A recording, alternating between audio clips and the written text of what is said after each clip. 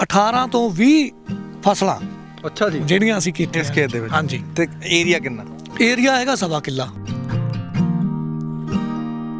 ਵੀ 2 ਲੱਖ ਖਰਚਾ ਹੀ ਹੋ ਗਿਆ ਤੇ ਤਾਂ ਵੀ ਕਿੱਲਾ ਕਿੰਨੇ ਦਾ ਰਹਿ ਗਿਆ?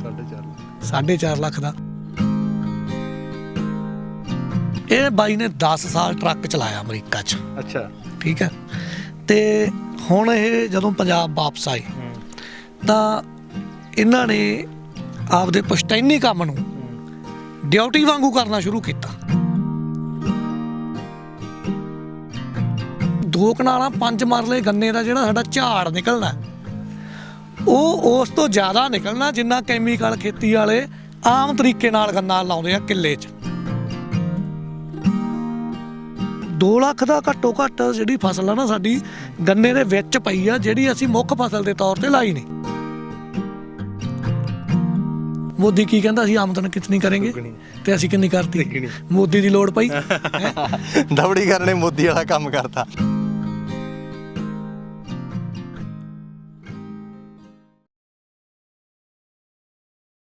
ਸਤਿ ਸ਼੍ਰੀ ਅਕਾਲ। ਆਰਐਮਬੀ ਟੈਲੀਵਿਜ਼ਨ ਦੇਖ ਰਹੇ ਹੋ ਤੁਸੀਂ। ਮੈਂ ਹਾਂ ਜਸ ਕਰੇਵਾਲ। ਮੁਲਾਕਾਤਾਂ ਦੇ ਵਿੱਚ ਅਕਸਰ ਅਸੀਂ ਗੁਰਪ੍ਰੀਤ ਸਿੰਘ ਦਵੜੀ ਖਾਨਾ ਨੂੰ ਜਿਹੜਾ ਤੁਹਾਡੇ ਰੂਬਰੂ ਕਰਦੇ ਰਹਿੰਦੇ ਹਾਂ। ਤਾਂ ਗੁਰਪ੍ਰੀਤ ਸਿੰਘ ਇੱਕ ਗੱਲ ਆਖਦੇ ਨੇ, ਕਹਿੰਦੇ ਨੇ ਕਿ ਸਾਡੇ ਕਿਸਾਨ ਜਿਹੜੇ ਨੇ ਉਹ ਖੇਤੀ ਕਰਦੇ ਤਾਂ ਹੈਗੇ ਆ ਪਰ ਖੇਤੀ ਉਹਨਾਂ ਨੂੰ ਕਰਨੀ ਨਹੀਂ ਆਉਂਦੀ। ਜਦੋਂ ਇਹ ਚੀਜ਼ਾਂ ਆਖਦੇ ਨੇ ਤਾਂ ਥੱਲੇ ਕਮੈਂਟ ਇਸ ਤਰ੍ਹਾਂ ਦੇ ਆਉਂਦੇ ਨੇ ਕਿ ਦੱਸੋ ਕਿਉਂ ਨਹੀਂ ਕਰਨੀ ਆਉਂਦੀ, ਕਾਰਨ ਕੀ ਆ। ਤਾਂ ਇਹ ਸਵਾਲ ਲੈ ਕੇ ਅੱਜ ਅਸੀਂ ਗੁਰਪ੍ਰੀਤ ਸਿੰਘ ਦਵੜੀ ਖਾਨਾ ਕੋਲ ਪਹੁੰਚੇ ਹਾਂ। ਤੇ ਜਦੋਂ ਉਹਨਾਂ ਦੇ ਕੋਲ ਪਹੁੰਚੇ ਤਾਂ ਉਹਨਾਂ ਨੇ ਸਾਨੂੰ ਇੱਕ ਮਾਡਲ ਦਿਖਾਇਆ ਤੇ ਸੋਚਿਆ ਕਿ ਉਹ ਮਾਡਲ ਜਿਹੜਾ ਆ ਸਾਡੇ ਸਰੋਤਿਆਂ ਦੇ ਨਾਲ ਸਾਂਝਾ ਕੀਤਾ ਜਾਵੇ, ਸਾਡੇ ਕਿਸਾਨ ਭਰਾਵਾਂ ਦੇ ਨਾਲ ਜਿਹੜਾ ਹੈਗਾ ਆ ਸਾਂਝਾ ਕੀਤਾ ਜਾਵੇ। ਪਿੰਡ ਫੱਕਰਸਰ ਥੇੜੀ ਦੇ ਵਿੱਚ ਅਸੀਂ ਖੜੇ ਹਾਂ। ਸਾਡੇ ਨਾਲ ਗੁਰਪ੍ਰੀਤ ਸਿੰਘ ਹੋਣਗੇ ਤੇ ਕਿਸਾਨ ਭਰਾ ਹੋਣਗੇ ਜਿਨ੍ਹਾਂ ਦੇ ਖੇਤ ਦੇ ਵਿੱਚ ਇਹ ਮਾਡਲ ਦਵੜੀ ਖਾਨਾ ਸਾਹਿਬ ਨੇ ਤਿਆਰ ਕਰਵਾਇਆ। ਸਭ ਤੋਂ ਪਹਿਲਾਂ ਦਵੜੀ ਖਾਨਾ ਸਾਹਿਬ ਦਾ ਸਵਾਗਤ ਕਰਾਂਗੇ, ਉਸ ਤੋਂ ਬਾਅਦ ਉਸ ਮਾਡਲ ਤੇ ਪੂਰੀ ਗੱਲਬਾਤ ਜਿਹੜੀ ਆ ਕਰਾਂਗੇ। ਮਾਡਲ ਕਿਸ ਤਰ੍ਹਾਂ ਦਾ ਆ ਤੇ ਜੇਕਰ ਕਿਸਾਨ ਚਾਹਣ ਇਹ ਮਾਡਲ ਕਿਵੇਂ ਤਿਆਰ ਕਰ ਸਕਦੇ ਆ ਆਪਣੇ ਖੇਤ ਦੇ ਵਿੱਚ। ਖਾਸ ਗੱਲ ਕੁਦਰਤੀ ਢੰਗ ਦੇ ਨਾਲ, ਕੁਦਰਤੀ ਤਰੀਕੇ ਦੇ ਨਾਲ ਇਹ ਜਿਹੜੀ ਪੈਸਟੀਸਾਈਡ ਹੈ ਤੋਂ ਪਾਸੇ ਹਟ ਕੇ ਕਿਵੇਂ ਜਿਹੜਾ ਹੈਗਾ ਮਾਡਲ ਤਿਆਰ ਕਰ ਸਕਦੇ ਆ। ਦਵੜੀ ਖਾਨਾ ਸਾਹਿਬ ਸਭ ਤੋਂ ਪਹਿਲਾਂ ਸਵਾਗਤ ਹੈ ਤੁਹਾਡਾ। ਸ਼ੁਕਰੀਆ ਜੀ, ਸਤਿ ਸ੍ਰੀ ਅਕਾਲ। ਤੁਹਾਡਾ ਵੀ ਧੰਨਵਾਦ ਇੱਥੇ ਆਉਣ ਤੇ। ਦਵੜੀ ਖਾਨਾ ਸਾਹਿਬ, ਜਿਵੇਂ ਮੈਂ ਤੁਹਾਨੂੰ ਪਹਿਲਾਂ ਦੱਸਿਆ ਸੀ ਕਿ ਤੁਸੀਂ ਆਖਦੇ ਹੋ ਕਿ ਸਾਡੇ ਕਿਸਾਨ ਜਿਹੜੇ ਉਹ ਖੇਤੀ ਕਰਦੇ ਤਾਂ ਹੈਗੇ ਆ ਪਰ ਖੇਤੀ ਉਹਨਾਂ ਨੂੰ ਕਰਨੀ ਆਉਂਦੀ ਨਹੀਂ। ਤਾਂ ਇਹ ਚੀਜ਼ ਜਿਹੜੀ ਹੈਗਾ ਸਾਡੇ ਸਰੋਤਿਆਂ ਨੇ ਸਵਾਲ ਕੀਤਾ, ਤਾਂ ਮੇਰਾ ਵੀ ਸਵਾਲ ਤੁਹਾਨੂੰ ਆ ਕਿ ਕਿਉਂ ਨਹੀਂ ਕਰਨੀ ਆਉਂਦੀ, ਕਿਵੇਂ ਨਹੀਂ ਕਰਨੀ ਆਉਂਦੀ? ਸ਼ੁਕਰ ਆ ਕਿਸੇ ਨੇ ਸਵਾਲ ਕੀਤਾ, ਨਹੀਂ ਤਾਂ ਇਹ ਸਟੇਟਮੈਂਟ ਜਦੋਂ ਮੈਂ ਦਿੰਨਾ ਇਹ ਸਟੇਟਮੈਂਟ ਦੇਣ ਤੋਂ ਬਾਅਦ ਜਿੱਥੇ ਵੀ ਮੇਰੀ ਸਟੇਟਮੈਂਟ ਹੁੰਦੀ ਆ ਥੱਲੇ ਗਾਲਾਂ ਦੀ ਵਿਛਾੜ ਹੋਈ ਹੁੰਦੀ ਹੈ ਕਿ ਇਹ ਕੌਣ ਹੁੰਦਾ ਸਾਨੂੰ ਇਦਾਂ ਕਹਿਣ ਵਾਲਾ। ਦਰਅਸਲ ਮੈਂ ਗੱਲ ਤਾਂ ਕਰਨੀ ਹੁੰਦੀ ਹੈ ਫੈਕਚੁਅਲ, ਤੱਥਾਂ ਤੇ ਆਧਾਰਿਤ। ਮੈਂ ਅਕਸਰ ਹੀ ਕਹਿੰਦਾ ਕਿ ਖੇਤੀ ਕਰਨ ਦਾ ਮਤਲਬ ਇਹ ਨਹੀਂ ਹੁੰਦਾ ਕਿ ਵਾਹਣ ਵਾਹੁਣਾ, ਵਾਹਣ ਬਣਾ ਲੈਣਾ, ਫਸਲ ਬੀਜ ਲੈਣੀ, ਫਸਲ ਪਾਲਣੀ, ਫਸਲ ਵੱਢ ਲੈਣੀ। ਇਹਨੂੰ ਮੈਂ ਖੇਤੀ ਨਹੀਂ ਕਹਿੰਦਾ ਜੀ। ਇਹਨੂੰ ਮੈਂ ਗਿਣਦਾ ਖੇਤੀ 'ਚ ਕੀਤੇ ਜਾਣ ਵਾਲੇ ਕੁਝ ਕੰਮ ਜੀ। ਖੇਤੀ ਕੁਝ ਹੋਰ ਹੈ ਤੇ ਉਹ ਜਿਹੜਾ ਕੁਝ ਹੋਰ ਹੈ ਉਹਦੀ ਸਮਝ ਜਿੰਨਾ ਚਿਰ ਸਾਡੇ ਕਿਸਾਨ ਭਰਾਵਾਂ ਨੂੰ ਨਹੀਂ ਬਣਦੀ, ਉਹਦੇ ਵਿਗਿਆਨ ਤੋਂ ਉਹ ਜਾਣੂ ਨਹੀਂ ਹੁੰਦੇ, ਉਹਨਾਂ ਚਿਰ ਸਾਡੇ ਕਿਸਾਨ ਭਰਾ ਜਿਹੜੇ ਹੈਗੇ ਆ ਇਸੇ ਯੱਬ 'ਚ ਫਸੇ ਰਹਿਣਗੇ। ਉਸੇ ਸਮਝ ਪਾਉਣ ਦੇ ਲਈ ਅੱਜ ਸਾਨੂੰ ਇੱਥੇ ਬੁਲਾਇਆ ਜੀ। ਦੱਸਿਓ ਫਿਰ। ਦੋਸਤੋ, ਆਪਾਂ ਜਦੋਂ ਖੇਤੀ ਕਰਦੇ ਹਾਂ ਨਾ ਅਸੀਂ ਫਸਲ ਕੇਂਦਰਿਤ ਖੇਤੀ ਕਰਦੇ ਹਾਂ। ਹਰੀ ਕ੍ਰਾਂਤੀ ਨੇ ਜਿਹੜਾ ਸਾਡੇ ਨਾਲ ਸਾਡੇ ਉੱਤੇ ਇੱਕ ਸਿਸਟਮ ਲਾਗੂ ਕੀਤਾ, ਉਸ ਸਿਸਟਮ ਦੇ ਤਹਿਤ ਕਿਸਾਨ ਜਿਹੜਾ ਹੈਗਾ ਫਸਲਾਂ ਪੈਦਾ ਕਰਦਾ। ਜਦੋਂ ਕਿਸਾਨ ਫਸਲ ਪੈਦਾ ਕਰੂਗਾ ਤਾਂ ਉਹਦਾ ਧਿਆਨ ਤੇ ਉਹਦਾ ਫੋਕਸ ਸਾਰੇ ਦਾ ਸਾਰਾ ਫਸਲ ਤੇ ਰਹੂਗਾ ਜੀ। ਤਾਂ ਜਦੋਂ ਫੋਕਸ ਫਸਲ ਤੇ ਆ ਤਾਂ ਕਿਸਾਨ ਫਿਰ ਇਹ ਚਾਹੁੰਦਾ ਕਿ ਮੇਰੀ ਫਸਲ ਸਾਰੇ ਪਿੰਡ ਨਾਲੋਂ ਟੌਪ ਤੇ ਹੋਣੀ ਚਾਹੀਦੀ ਆ। ਠੀਕ ਹੈ। ਤਾਂ ਇਸ ਸਮਝ ਨਾਲ ਜਦੋਂ ਕਿਸਾਨ ਕੰਮ ਕਰਨਾ ਸ਼ੁਰੂ ਕਰਦਾ, ਉਹਦੇ ਦਿਮਾਗ 'ਚ ਇਕੱਲੀ ਫਸਲ ਚੱਲ ਰਹੀ ਹੁੰਦੀ ਹੈ, ਤਾਂ ਉਹ ਫਸਲ ਨੂੰ ਸਾਰਿਆਂ ਤੋਂ ਉੱਤੇ ਰੱਖਣ ਦੇ ਚੱਕਰ 'ਚ ਜੋ ਕੁਝ ਉਹਨੂੰ ਸੁਝਦਾ ਜਾਂ ਸੁਝਾਇਆ ਜਾਂਦਾ ਕਿਸੇ ਵੱਲੋਂ, ਉਹ ਪੂਰੇ ਧੜੱਲੇ ਨਾਲ ਠੋਕ ਵਜਾ ਕੇ ਫਸਲ ਦੇ ਉੱਤੇ ਵਰਤਦਾ ਜੀ। ਪਰ ਉਹ ਇਹ ਭੁੱਲ ਜਾਂਦਾ ਕਿ ਫਸਲ ਜਿਹਦੇ ਉੱਤੇ ਖੜੀ ਹੈ ਉਹਦਾ ਖਿਆਲ ਕੌਣ ਕਰੂ। ਸਾਨੂੰ ਫਸਲ ਕੇਂਦਰਿਤ ਖੇਤੀ ਕਰਨ ਦੀ ਉੱਕਾ ਹੀ ਲੋੜ ਨਹੀਂ, ਸਾਨੂੰ ਫੌਰੀ ਲੋੜ ਹੈ ਭੂਮੀ ਕੇਂਦਰਿਤ ਖੇਤੀ ਕਰਨ ਦੀ। ਖੇਤੀ ਤਾਂ ਜ਼ਮੀਨ 'ਤੇ ਹੁੰਦੀ ਆ, ਤੁਸੀਂ ਫਸਲ ਜ਼ਮੀਨ 'ਤੇ ਬੀਜੀ ਤੇ ਫਿਰ ਫਸਲ ਦੇ ਉੱਤੇ ਧਿਆਨ ਕੇਂਦਰਿਤ ਕਰ ਲਿਆ। ਤੁਸੀਂ ਕਹਿੰਦੇ ਵੀ ਧਿਆਨ ਜਿਹੜਾ ਜ਼ਮੀਨ 'ਤੇ ਕੇਂਦਰਿਤ ਕਰਨ ਦੀ ਲੋੜ ਆ। ਫਸਲ ਤੇ ਘੱਟ ਜ਼ਮੀਨ ਤੇ ਵੱਧ। ਮੈਂ ਕਹਿੰਦਾ ਫਸਲ ਤੇ ਧਿਆਨ ਹੀ ਨਹੀਂ ਦੇਣਾ, ਅੱਛਾ ਜੀ। ਕੱਲੀ ਜ਼ਮੀਨ ਤੇ ਫੋਕਸ ਕਰਨਾ। ਜ਼ਮੀਨ ਨੂੰ ਮਾਂ ਕਿਹਾ ਗਿਆ ਜੀ। ਜੇ ਮਾਂ ਮਜ਼ਬੂਤ ਹੋਏਗੀ, ਤਗੜੀ ਹੋਏਗੀ, ਤਾਂ ਉਹ ਬੱਚੇ ਕਿਹੜੇ ਜੰਮੇਗੀ? ਬਿਲਕੁਲ ਤਗੜੇ। ਮਾਂ ਨਰੋਈ ਆ, ਮਾਂ ਨਿਰੋਗੀ ਆ, ਤਾਂ ਮਾਂ ਬੱਚੇ ਵੀ ਨਰੋਏ ਤੇ ਨਿਰੋਗੀ ਜੰਮੇਗੀ। ਤਾਂ ਜਦੋਂ ਬੱਚੇ ਨਰੋਏ ਹੋਣਗੇ, ਨਿਰੋਗੀ ਹੋਣਗੇ, ਤੇ ਫਿਰ ਆਪਾਂ ਬੱਚਿਆਂ ਤੇ ਧਿਆਨ ਕਾਹਨੂੰ ਕੇਂਦਰਿਤ ਕਰਨਾ? ਤਾਂ ਹੁਣ ਫਸਲ ਦੇ ਉੱਤੇ ਜਦੋਂ ਤੁਸੀਂ ਧਿਆਨ ਕੇਂਦਰਿਤ ਕਰਦੇ ਹੋ ਤਾਂ ਇਹਨੂੰ ਭੁੱਲ ਜਾਂਦੇ ਹੋ ਜਿਹਦੇ ਉੱਤੇ ਫਸਲ ਖੜੀ ਹੈ। ਤੁਸੀਂ ਕੈਮੀਕਲ ਖੇਤੀ ਕਰਦੇ ਹੋਏ ਸਾਲ 'ਚ 2 ਤੇ ਕਈ ਇਲਾਕਿਆਂ 'ਚ 3-3 4-4 ਫਸਲਾਂ ਕੱਢ ਲੈਂਦੇ ਹੋ, ਪਰ ਕੱਢੀਆਂ ਤਾਂ ਜ਼ਮੀਨ ਤੋਂ ਹੀ ਆ ਨਾ। ਫਸਲਾਂ ਕੱਢੀਆਂ, ਰਹਿੰਦ ਖੂੰਹਦ ਨੂੰ ਅੱਗ ਲਾਤੀ, ਜ਼ਮੀਨ ਨੂੰ ਕੀ ਮਿਲਿਆ? ਜਿਹੜੀ ਜ਼ਮੀਨ ਆ ਅਸਲ ਦੇ ਵਿੱਚ ਜੇ ਅਸੀਂ ਇਹ ਤੋਂ ਲੈ ਰਹੇ ਆ ਤਾਂ ਸਾਨੂੰ ਇਹਨੂੰ ਦੇਣ ਦਾ ਵੀ ਉਪਰਾਲਾ ਕਰਨਾ ਪਊਗਾ। ਜੇ ਮੇਰੇ ਬੈਂਕ ਅਕਾਊਂਟ 'ਚ, ਸੇਵਿੰਗ ਅਕਾਊਂਟ 'ਚ ਕੁਝ ਪੈਸੇ ਹੈਗੇ ਆ ਤੇ ਮੈਂ ਉਹਨਾਂ ਨੂੰ ਲਗਾਤਾਰ ਕੱਢੀ ਜਾਵਾਂ ਤਾਂ ਪਾਵਾਂ ਨਾ, ਤਾਂ ਉਹ ਪੈਸੇ ਇੱਕ ਦਿਨ ਮੁੱਕ ਜਾਣਗੇ। ਤੇ ਜਿੱਦਾਂ ਸਾਡਾ bank saving account balance nil ਹੋ ਗਿਆ, ਉਦੋਂ ਬਾਅਦ ਫਿਰ ਕਿੱਥੋਂ ਲਵਾਂਗੇ? ਉਹੀ ਹਾਲਾਤ ਜੀ ਜ਼ਮੀਨ ਦੇ ਆ। ਆਪਾਂ ਹੁਣ ਜਿਸ ਪਿੰਡ ਦੇ ਵਿੱਚ ਖੜੇ, ਜਲਦੀ ਗੱਲ ਕਰਾਂਗੇ, ਜਿਸ ਫੱਕਰਸਰ ਥੇੜੀ ਦੇ ਵਿੱਚ ਖੜਿਆ। ਖਾਸ ਤੌਰ ਤੇ ਤੁਸੀਂ ਸਾਨੂੰ ਇਹ ਮਾਡਲ ਦਿਖਾਉਣ ਦੇ ਲਈ ਜਿਹੜਾ ਆਖਿਆ ਕਿ ਸਰੋਤਿਆਂ ਨਾਲ ਸਾਂਝਾ ਕੀਤਾ ਜਾਵੇ, ਇਹਦੇ ਬਾਰੇ ਜਾਣਕਾਰੀ ਜਿਹੜੀ ਆ ਜ਼ਰੂਰ ਦਿਓ। ਕੀ ਮਾਡਲ ਹੈ ਇਹ? ਜਿਹੜਾ ਮਾਡਲ ਹੈਗਾ ਮਿਸ਼ਰਤ ਖੇਤੀ ਮਾਡਲ ਆ ਜੀ। ਸਾਡੇ ਇੱਕ ਕੁਦਰਤੀ ਖੇਤੀ ਗੁਰੂ ਹੈ ਸ੍ਰੀ ਸੁਰੇਸ਼ ਦੇਸਾਈ, ਬੇਲਗਾਉਂ ਜ਼ਿਲ੍ਹਾ ਕਰਨਾਟਕਾ, ਪਿੰਡ ਹੈਗਾ ਉਹਨਾਂ ਦਾ ਬੇਡਕੀ ਹਲ। ਤਾਂ ਉਹਨਾਂ ਦੀ ਇੱਕ ਤਕਨੀਕ ਆ ਵਾਟਰ ਐਫੀਸ਼ੀਐਂਟ ਸ਼ੂਗਰ ਕੇਨ। ਉਹਨਾਂ ਦੀ ਇਸ ਤਕਨੀਕ ਨੂੰ UNO ਦੀਆਂ ਜਿਹੜੀਆਂ ਐਗਰੀਕਲਚਰ ਤੇ ਕੰਮ ਕਰਨ ਵਾਲੀਆਂ ਸੰਸਥਾਵਾਂ ਜਿਵੇਂ UNEP, UNDP, ਉਹਨਾਂ ਨੇ ਵੀ ਮਾਨਤਾ ਦਿੱਤੀ ਹੋਈ ਆ ਜੀ। ਉਹਨਾਂ ਦੀ ਤਕਨੀਕ ਤੇ ਬਕਾਇਦਾ ਪੇਪਰ ਪਬਲਿਸ਼ ਹੋਇਆ ਹੋਇਆ UNEP ਦੀ ਵੈਬਸਾਈਟ ਦੇ ਉੱਤੇ ਕਿ ਦਿਸ ਇਜ਼ ਦਾ ਤਕਨੀਕ ਜਿਹੜੀ ਪਾਣੀ ਵੀ ਬਚਾਉਂਦੀ ਆ ਤੇ ਕਿਸਾਨ ਨੂੰ ਵੀ ਬਚਾਉਂਦੀ ਆ ਤੇ ਖਰਚਾ ਘੱਟੋ ਘੱਟ ਕਰਦੇ ਹੋਏ ਫਸਲ ਦਾ ਝਾੜ ਪੂਰਾ ਨਿਕਲਦਾ। ਤਾਂ ਉਸ ਤਕਨੀਕ ਦੇ ਤਹਿਤ ਅਸੀਂ ਇਹਦੇ ਵਿੱਚ ਮਿਸ਼ਰਤ ਖੇਤੀ ਤਹਿਤ ਗੰਨੇ ਦੀ ਮੁੱਖ ਫਸਲ ਦੇ ਤੌਰ ਤੇ ਕਾਸ਼ਤ ਕਰਦੇ ਪਏ ਆ। ਹੁਣ ਇਹਦੇ ਵਿੱਚ ਮੁੱਖ ਫਸਲ ਸਾਡੀ ਹੈਗਾ ਗੰਨਾ। ਤਾਂ ਗੰਨੇ ਦੀ ਜਿਹੜੀ ਬਜਾਂਦ ਆ ਉਹ 4 ਫੁੱਟ ਦੇ ਵਿੱਚ 2 ਲਾਈਨਾਂ ਖੇਲਾਂ ਦੇ ਵਿੱਚ, ਪਹਿਲੀ ਖੇਲ ਦੇ ਸੈਂਟਰ ਤੋਂ ਦੂਜੀ ਖੇਲ ਦਾ ਸੈਂਟਰ ਅਸੀਂ 4 ਫੁੱਟ ਰੱਖਦੇ ਆ ਜੀ।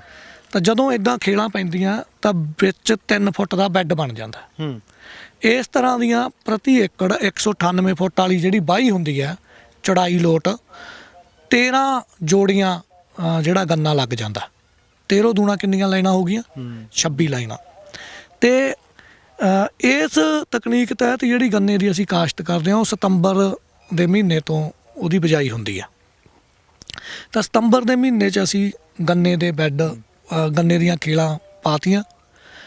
ਉਸ ਤੋਂ ਬਾਅਦ ਜਿਹੜੇ ਬੈੱਡ ਆ ਗੰਨੇ ਦੇ ਵਿਚਾਲੇ, ਉਹਨਾਂ ਬੈੱਡਾਂ ਤੇ ਸਰਦ ਰੁੱਤ ਦੀ ਕੋਈ ਫਸਲ, ਜਿਵੇਂ ਇਸ ਖੇਤ ਦੇ ਵਿੱਚ ਤੁਸੀਂ ਦੇਖ ਰਹੇ ਹੋ ਅਸੀਂ ਲਸਣ ਲਾ ਰੱਖਿਆ ਬਿਲਕੁਲ ਗੰਨੇ ਦੇ ਵਿਚਾਲੇ ਜੀ। ਠੀਕ ਹੈ, ਤੁਸੀਂ ਲਸਣ ਲਾ ਲਓ, ਤੁਸੀਂ ਹਰਾ ਪਿਆਜ਼ ਲਾ ਲਓ, ਜੋ ਵੀ ਤੁਹਾਨੂੰ ਫਿੱਟ ਪੈਂਦਾ ਉਹ ਫਸਲ ਲਾਓ। ਅਸੀਂ ਇੱਥੇ ਲਸਣ ਚੁਣਿਆ। ਠੀਕ ਹੈ, ਤਾਂ ਹੁਣ ਗੰਨਾ ਵੀ ਹੈਗਾ ਤੇ ਗੰਨੇ ਦੇ ਵਿਚਾਲੇ ਲਸਣ ਵੀ ਹੈ। ਬਿਲਕੁਲ ਅਸੀਂ ਜ਼ਮੀਨ ਨੂੰ ਤਗੜਾ ਕੀਤਾ ਤੇ ਫਿਰ ਉਹ ਤੋਂ ਕੰਮ ਵੀ ਪੂਰਾ ਲੈ ਰਹੇ। ਹੁਣ ਉਸ ਤੋਂ ਬਾਅਦ ਜਦੋਂ ਇੱਕ ਜੋੜੀ ਲਾਈਨਾਂ ਦੀ ਲੱਗ ਗਈ ਗੰਨੇ ਦੀ, ਤਾਂ ਉਸ ਤੋਂ ਬਾਅਦ 11 ਫੁੱਟ ਥਾਂ ਅਸੀਂ ਅਲੱਗ ਤੋਂ ਛੱਡ ਲੈਂਦੇ ਹਾਂ ਤੇ ਉਦੋਂ ਬਾਅਦ ਫਿਰ ਇੱਕ ਜੋੜੀ ਗੰਨਾ। ਠੀਕ ਹੈ, ਤਾਂ ਉਸ 11 ਫੁੱਟ ਦੇ ਵਿੱਚ ਅਸੀਂ ਰੁੱਤ ਦੀ ਇੱਕ ਹੋਰ ਫਸਲ ਲੈਂਦੇ ਹਾਂ। ਅੱਛਾ ਜੀ। ਠੀਕ ਹੈ, ਸਾਡੇ ਕੋਲੇ ਕੋਈ 13 ਬੈੱਡ ਬਣ ਜਾਂਦੇ ਆ ਆਪਣੇ 4 ਫੁੱਟ ਵਾਲੇ ਏਰੀਏ 'ਚ ਤੇ 12 ਬੈੱਡ ਬਣ ਜਾਂਦੇ ਆ 1 ਏਕੜ ਦੇ ਵਿੱਚ 11 ਫੁੱਟ ਵਾਲੇ। ਠੀਕ ਹੈ, ਤਾਂ ਹੁਣ ਇਹਨਾਂ 11 ਫੁੱਟੇ ਬੈੱਡਾਂ ਦੇ ਵਿੱਚ ਅਸੀਂ ਰੁੱਤ ਦੀਆਂ 1 ਜਾਂ 1 ਤੋਂ ਵੱਧ ਫਸਲਾਂ ਲੈ ਸਕਦੇ ਹਾਂ। ਜਿਵੇਂ ਇਸ ਖੇਤ ਦੇ ਵਿੱਚ ਅਸੀਂ 2.5 ਬੈੱਡ ਆ ਜਿਹੜੇ 11 ਫੁੱਟੇ ਪੀਲੀ ਸਰੋਂ ਦੇ ਲਏ ਆ। 3 ਬੈੱਡ ਅਸੀਂ ਜਿਹੜੇ ਹੈਗੇ ਆ ਤੁਸੀਂ ਦੇਖ ਰਹੇ ਹੋ ਆਪਣੀ ਵਿਜ਼ੂਅਲਸ ਦੇ ਵਿੱਚ, ਅਸੀਂ ਜਿਹੜੀ ਹੈਗੀ ਆ ਰਾਇਆ ਸਰੋਂ, ਜਿਹਨੂੰ ਆਪਾਂ ਦੇਸੀ ਸਰੋਂ ਕਹਿੰਦੇ ਆ, ਉਹਦੇ ਲਾ ਰੱਖੇ ਆ। ਠੀਕ ਹੈ ਜੀ, ਫਿਰ ਅਸੀਂ ਇੱਕ ਬੈੱਡ ਛੋਲਿਆਂ ਦਾ ਲਾ ਰੱਖਿਆ, ਇੱਕ ਬੈੱਡ 11 ਫੁੱਟਾ ਅਲਸੀ ਦਾ ਲਾ ਰੱਖਿਆ। ਇਸ ਤਰ੍ਹਾਂ ਕਰਕੇ ਅਸੀਂ ਇਸ ਸਾਰੇ ਏਰੀਏ ਨੂੰ ਯੂਟਿਲਾਈਜ਼ ਕੀਤਾ। ਠੀਕ ਹੈ, ਹੁਣ ਇਸ ਖੇਤ ਦੇ ਵਿੱਚ ਅਸੀਂ ਗਿਣਤੀ ਮਾਰੀ ਸੀਗੀ ਇੱਕ ਦਿਨ 18 ਤੋਂ 20 ਫਸਲਾਂ ਅੱਛਾ ਜੀ, ਜਿਹੜੀਆਂ ਅਸੀਂ ਕੀਤੀਆਂ ਇਸ ਖੇਤ ਦੇ ਵਿੱਚ। ਹਾਂਜੀ, ਤੇ ਏਰੀਆ ਕਿੰਨਾ? ਏਰੀਆ ਹੈਗਾ 1.25 ਕਿੱਲਾ। 1.25 ਕਿੱਲੇ ਦੇ ਵਿੱਚ 18 ਤੋਂ 20 ਫਸਲਾਂ।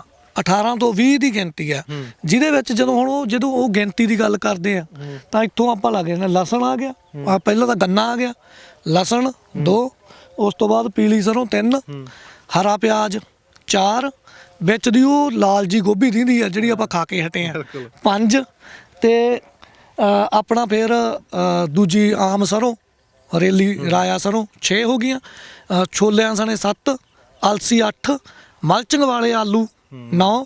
ਠੀਕ ਹੈ, ਤੇ ਫਿਰ ਗਾਜਰਾਂ ਗੰਨੇ ਦੇ ਵਿੱਚ ਹੀ ਗਾਜਰਾਂ ਸਣੇ ਹੋ ਗਈਆਂ 10, ਤੇ ਇਹਦੇ ਇਲਾਵਾ ਧਨੀਆ ਤੇ ਜਿਹੜਾ ਨਿੱਕ ਸੁੱਕ ਹੁੰਦਾ ਸਿਆਲਾਂ ਦੇ ਸਾਗ ਵਾਲਾ ਉਹ ਸਾਰਾ। ਠੀਕ ਹੈ, ਇਹ ਸਾਰਾ ਕੁਝ ਮਿਲ ਮਿਲਾ ਕੇ ਸਾਡੀਆਂ 18 ਤੋਂ 20 ਵੈਰਾਈਟੀਆਂ ਇਸ ਖੇਤ 'ਚ ਰਹੀਆਂ। ਤੇ ਹੁਣ ਇਹਦੇ ਵਿੱਚ ਅਸੀਂ ਕੀ ਕੀਤਾ ਹੈਗਾ ਵੀ ਇੱਕ ਪਲਾਟ ਦੇ ਵਿੱਚ, ਹਾਂਜੀ, 1 ਏਕੜ ਦੇ ਇੱਕ ਪਲਾਟ ਦੇ ਵਿੱਚ ਅਸੀਂ ਅਨੇਕ ਫਸਲਾਂ ਕਰਦੇ ਹਾਂ। ਹੁਣ ਇਹਦਾ ਫਾਇਦਾ ਕੀ ਹੁੰਦਾ ਹੈ? ਸਾਡਾ ਜਿਹੜਾ ਮੁੱਖ ਫੋਕਸ ਹੈਗਾ ਉਹ ਗੰਨੇ ਤੇ ਆ। ਅਸੀਂ ਇਹ ਜਿਹੜੀਆਂ 13 ਜੋੜੀਆਂ ਗੰਨਾ ਇੱਥੇ ਖੜਾ ਕਰਦੇ ਪਏ ਆ, ਇਹ 2 ਕਨਾਲਾਂ 5 ਮਰਲੇ ਜਗ੍ਹਾ ਬਣਦੀ ਆ ਏਰੀਏ ਦੇ ਹਿਸਾਬ ਨਾਲ 1 ਏਕੜ ਦੇ ਵਿੱਚ। ਠੀਕ ਹੈ ਜੀ, ਤਾਂ 2 ਕਨਾਲਾਂ 5 ਮਰਲੇ ਗੰਨੇ ਦਾ ਜਿਹੜਾ ਸਾਡਾ ਝਾੜ ਨਿਕਲਣਾ ਉਹ ਉਸ ਤੋਂ ਜ਼ਿਆਦਾ ਨਿਕਲਣਾ ਜਿੰਨਾ ਕੈਮੀਕਲ ਖੇਤੀ ਵਾਲੇ ਆਮ ਤਰੀਕੇ ਨਾਲ ਗੰਨਾ ਲਾਉਂਦੇ ਆ ਕਿੱਲੇ 'ਚ। ਸਾਡਾ ਝਾੜ ਇੱਥੋਂ 450 ਕੁਆਂਟਲ ਅਸੀਂ ਟਾਰਗੇਟ ਰੱਖਿਆ ਹੋਇਆ।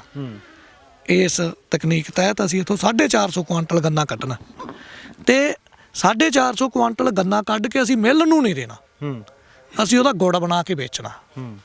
ਅਸੀਂ ਕਿਸਾਨ ਨੂੰ ਇਕਨੋਮਿਕਲੀ ਸਾਊਂਡ ਕਰਨਾ, ਉਹਦੀ ਆਰਥਿਕਤਾ ਨੂੰ ਠੁੰਮਣਾ ਦੇਣਾ।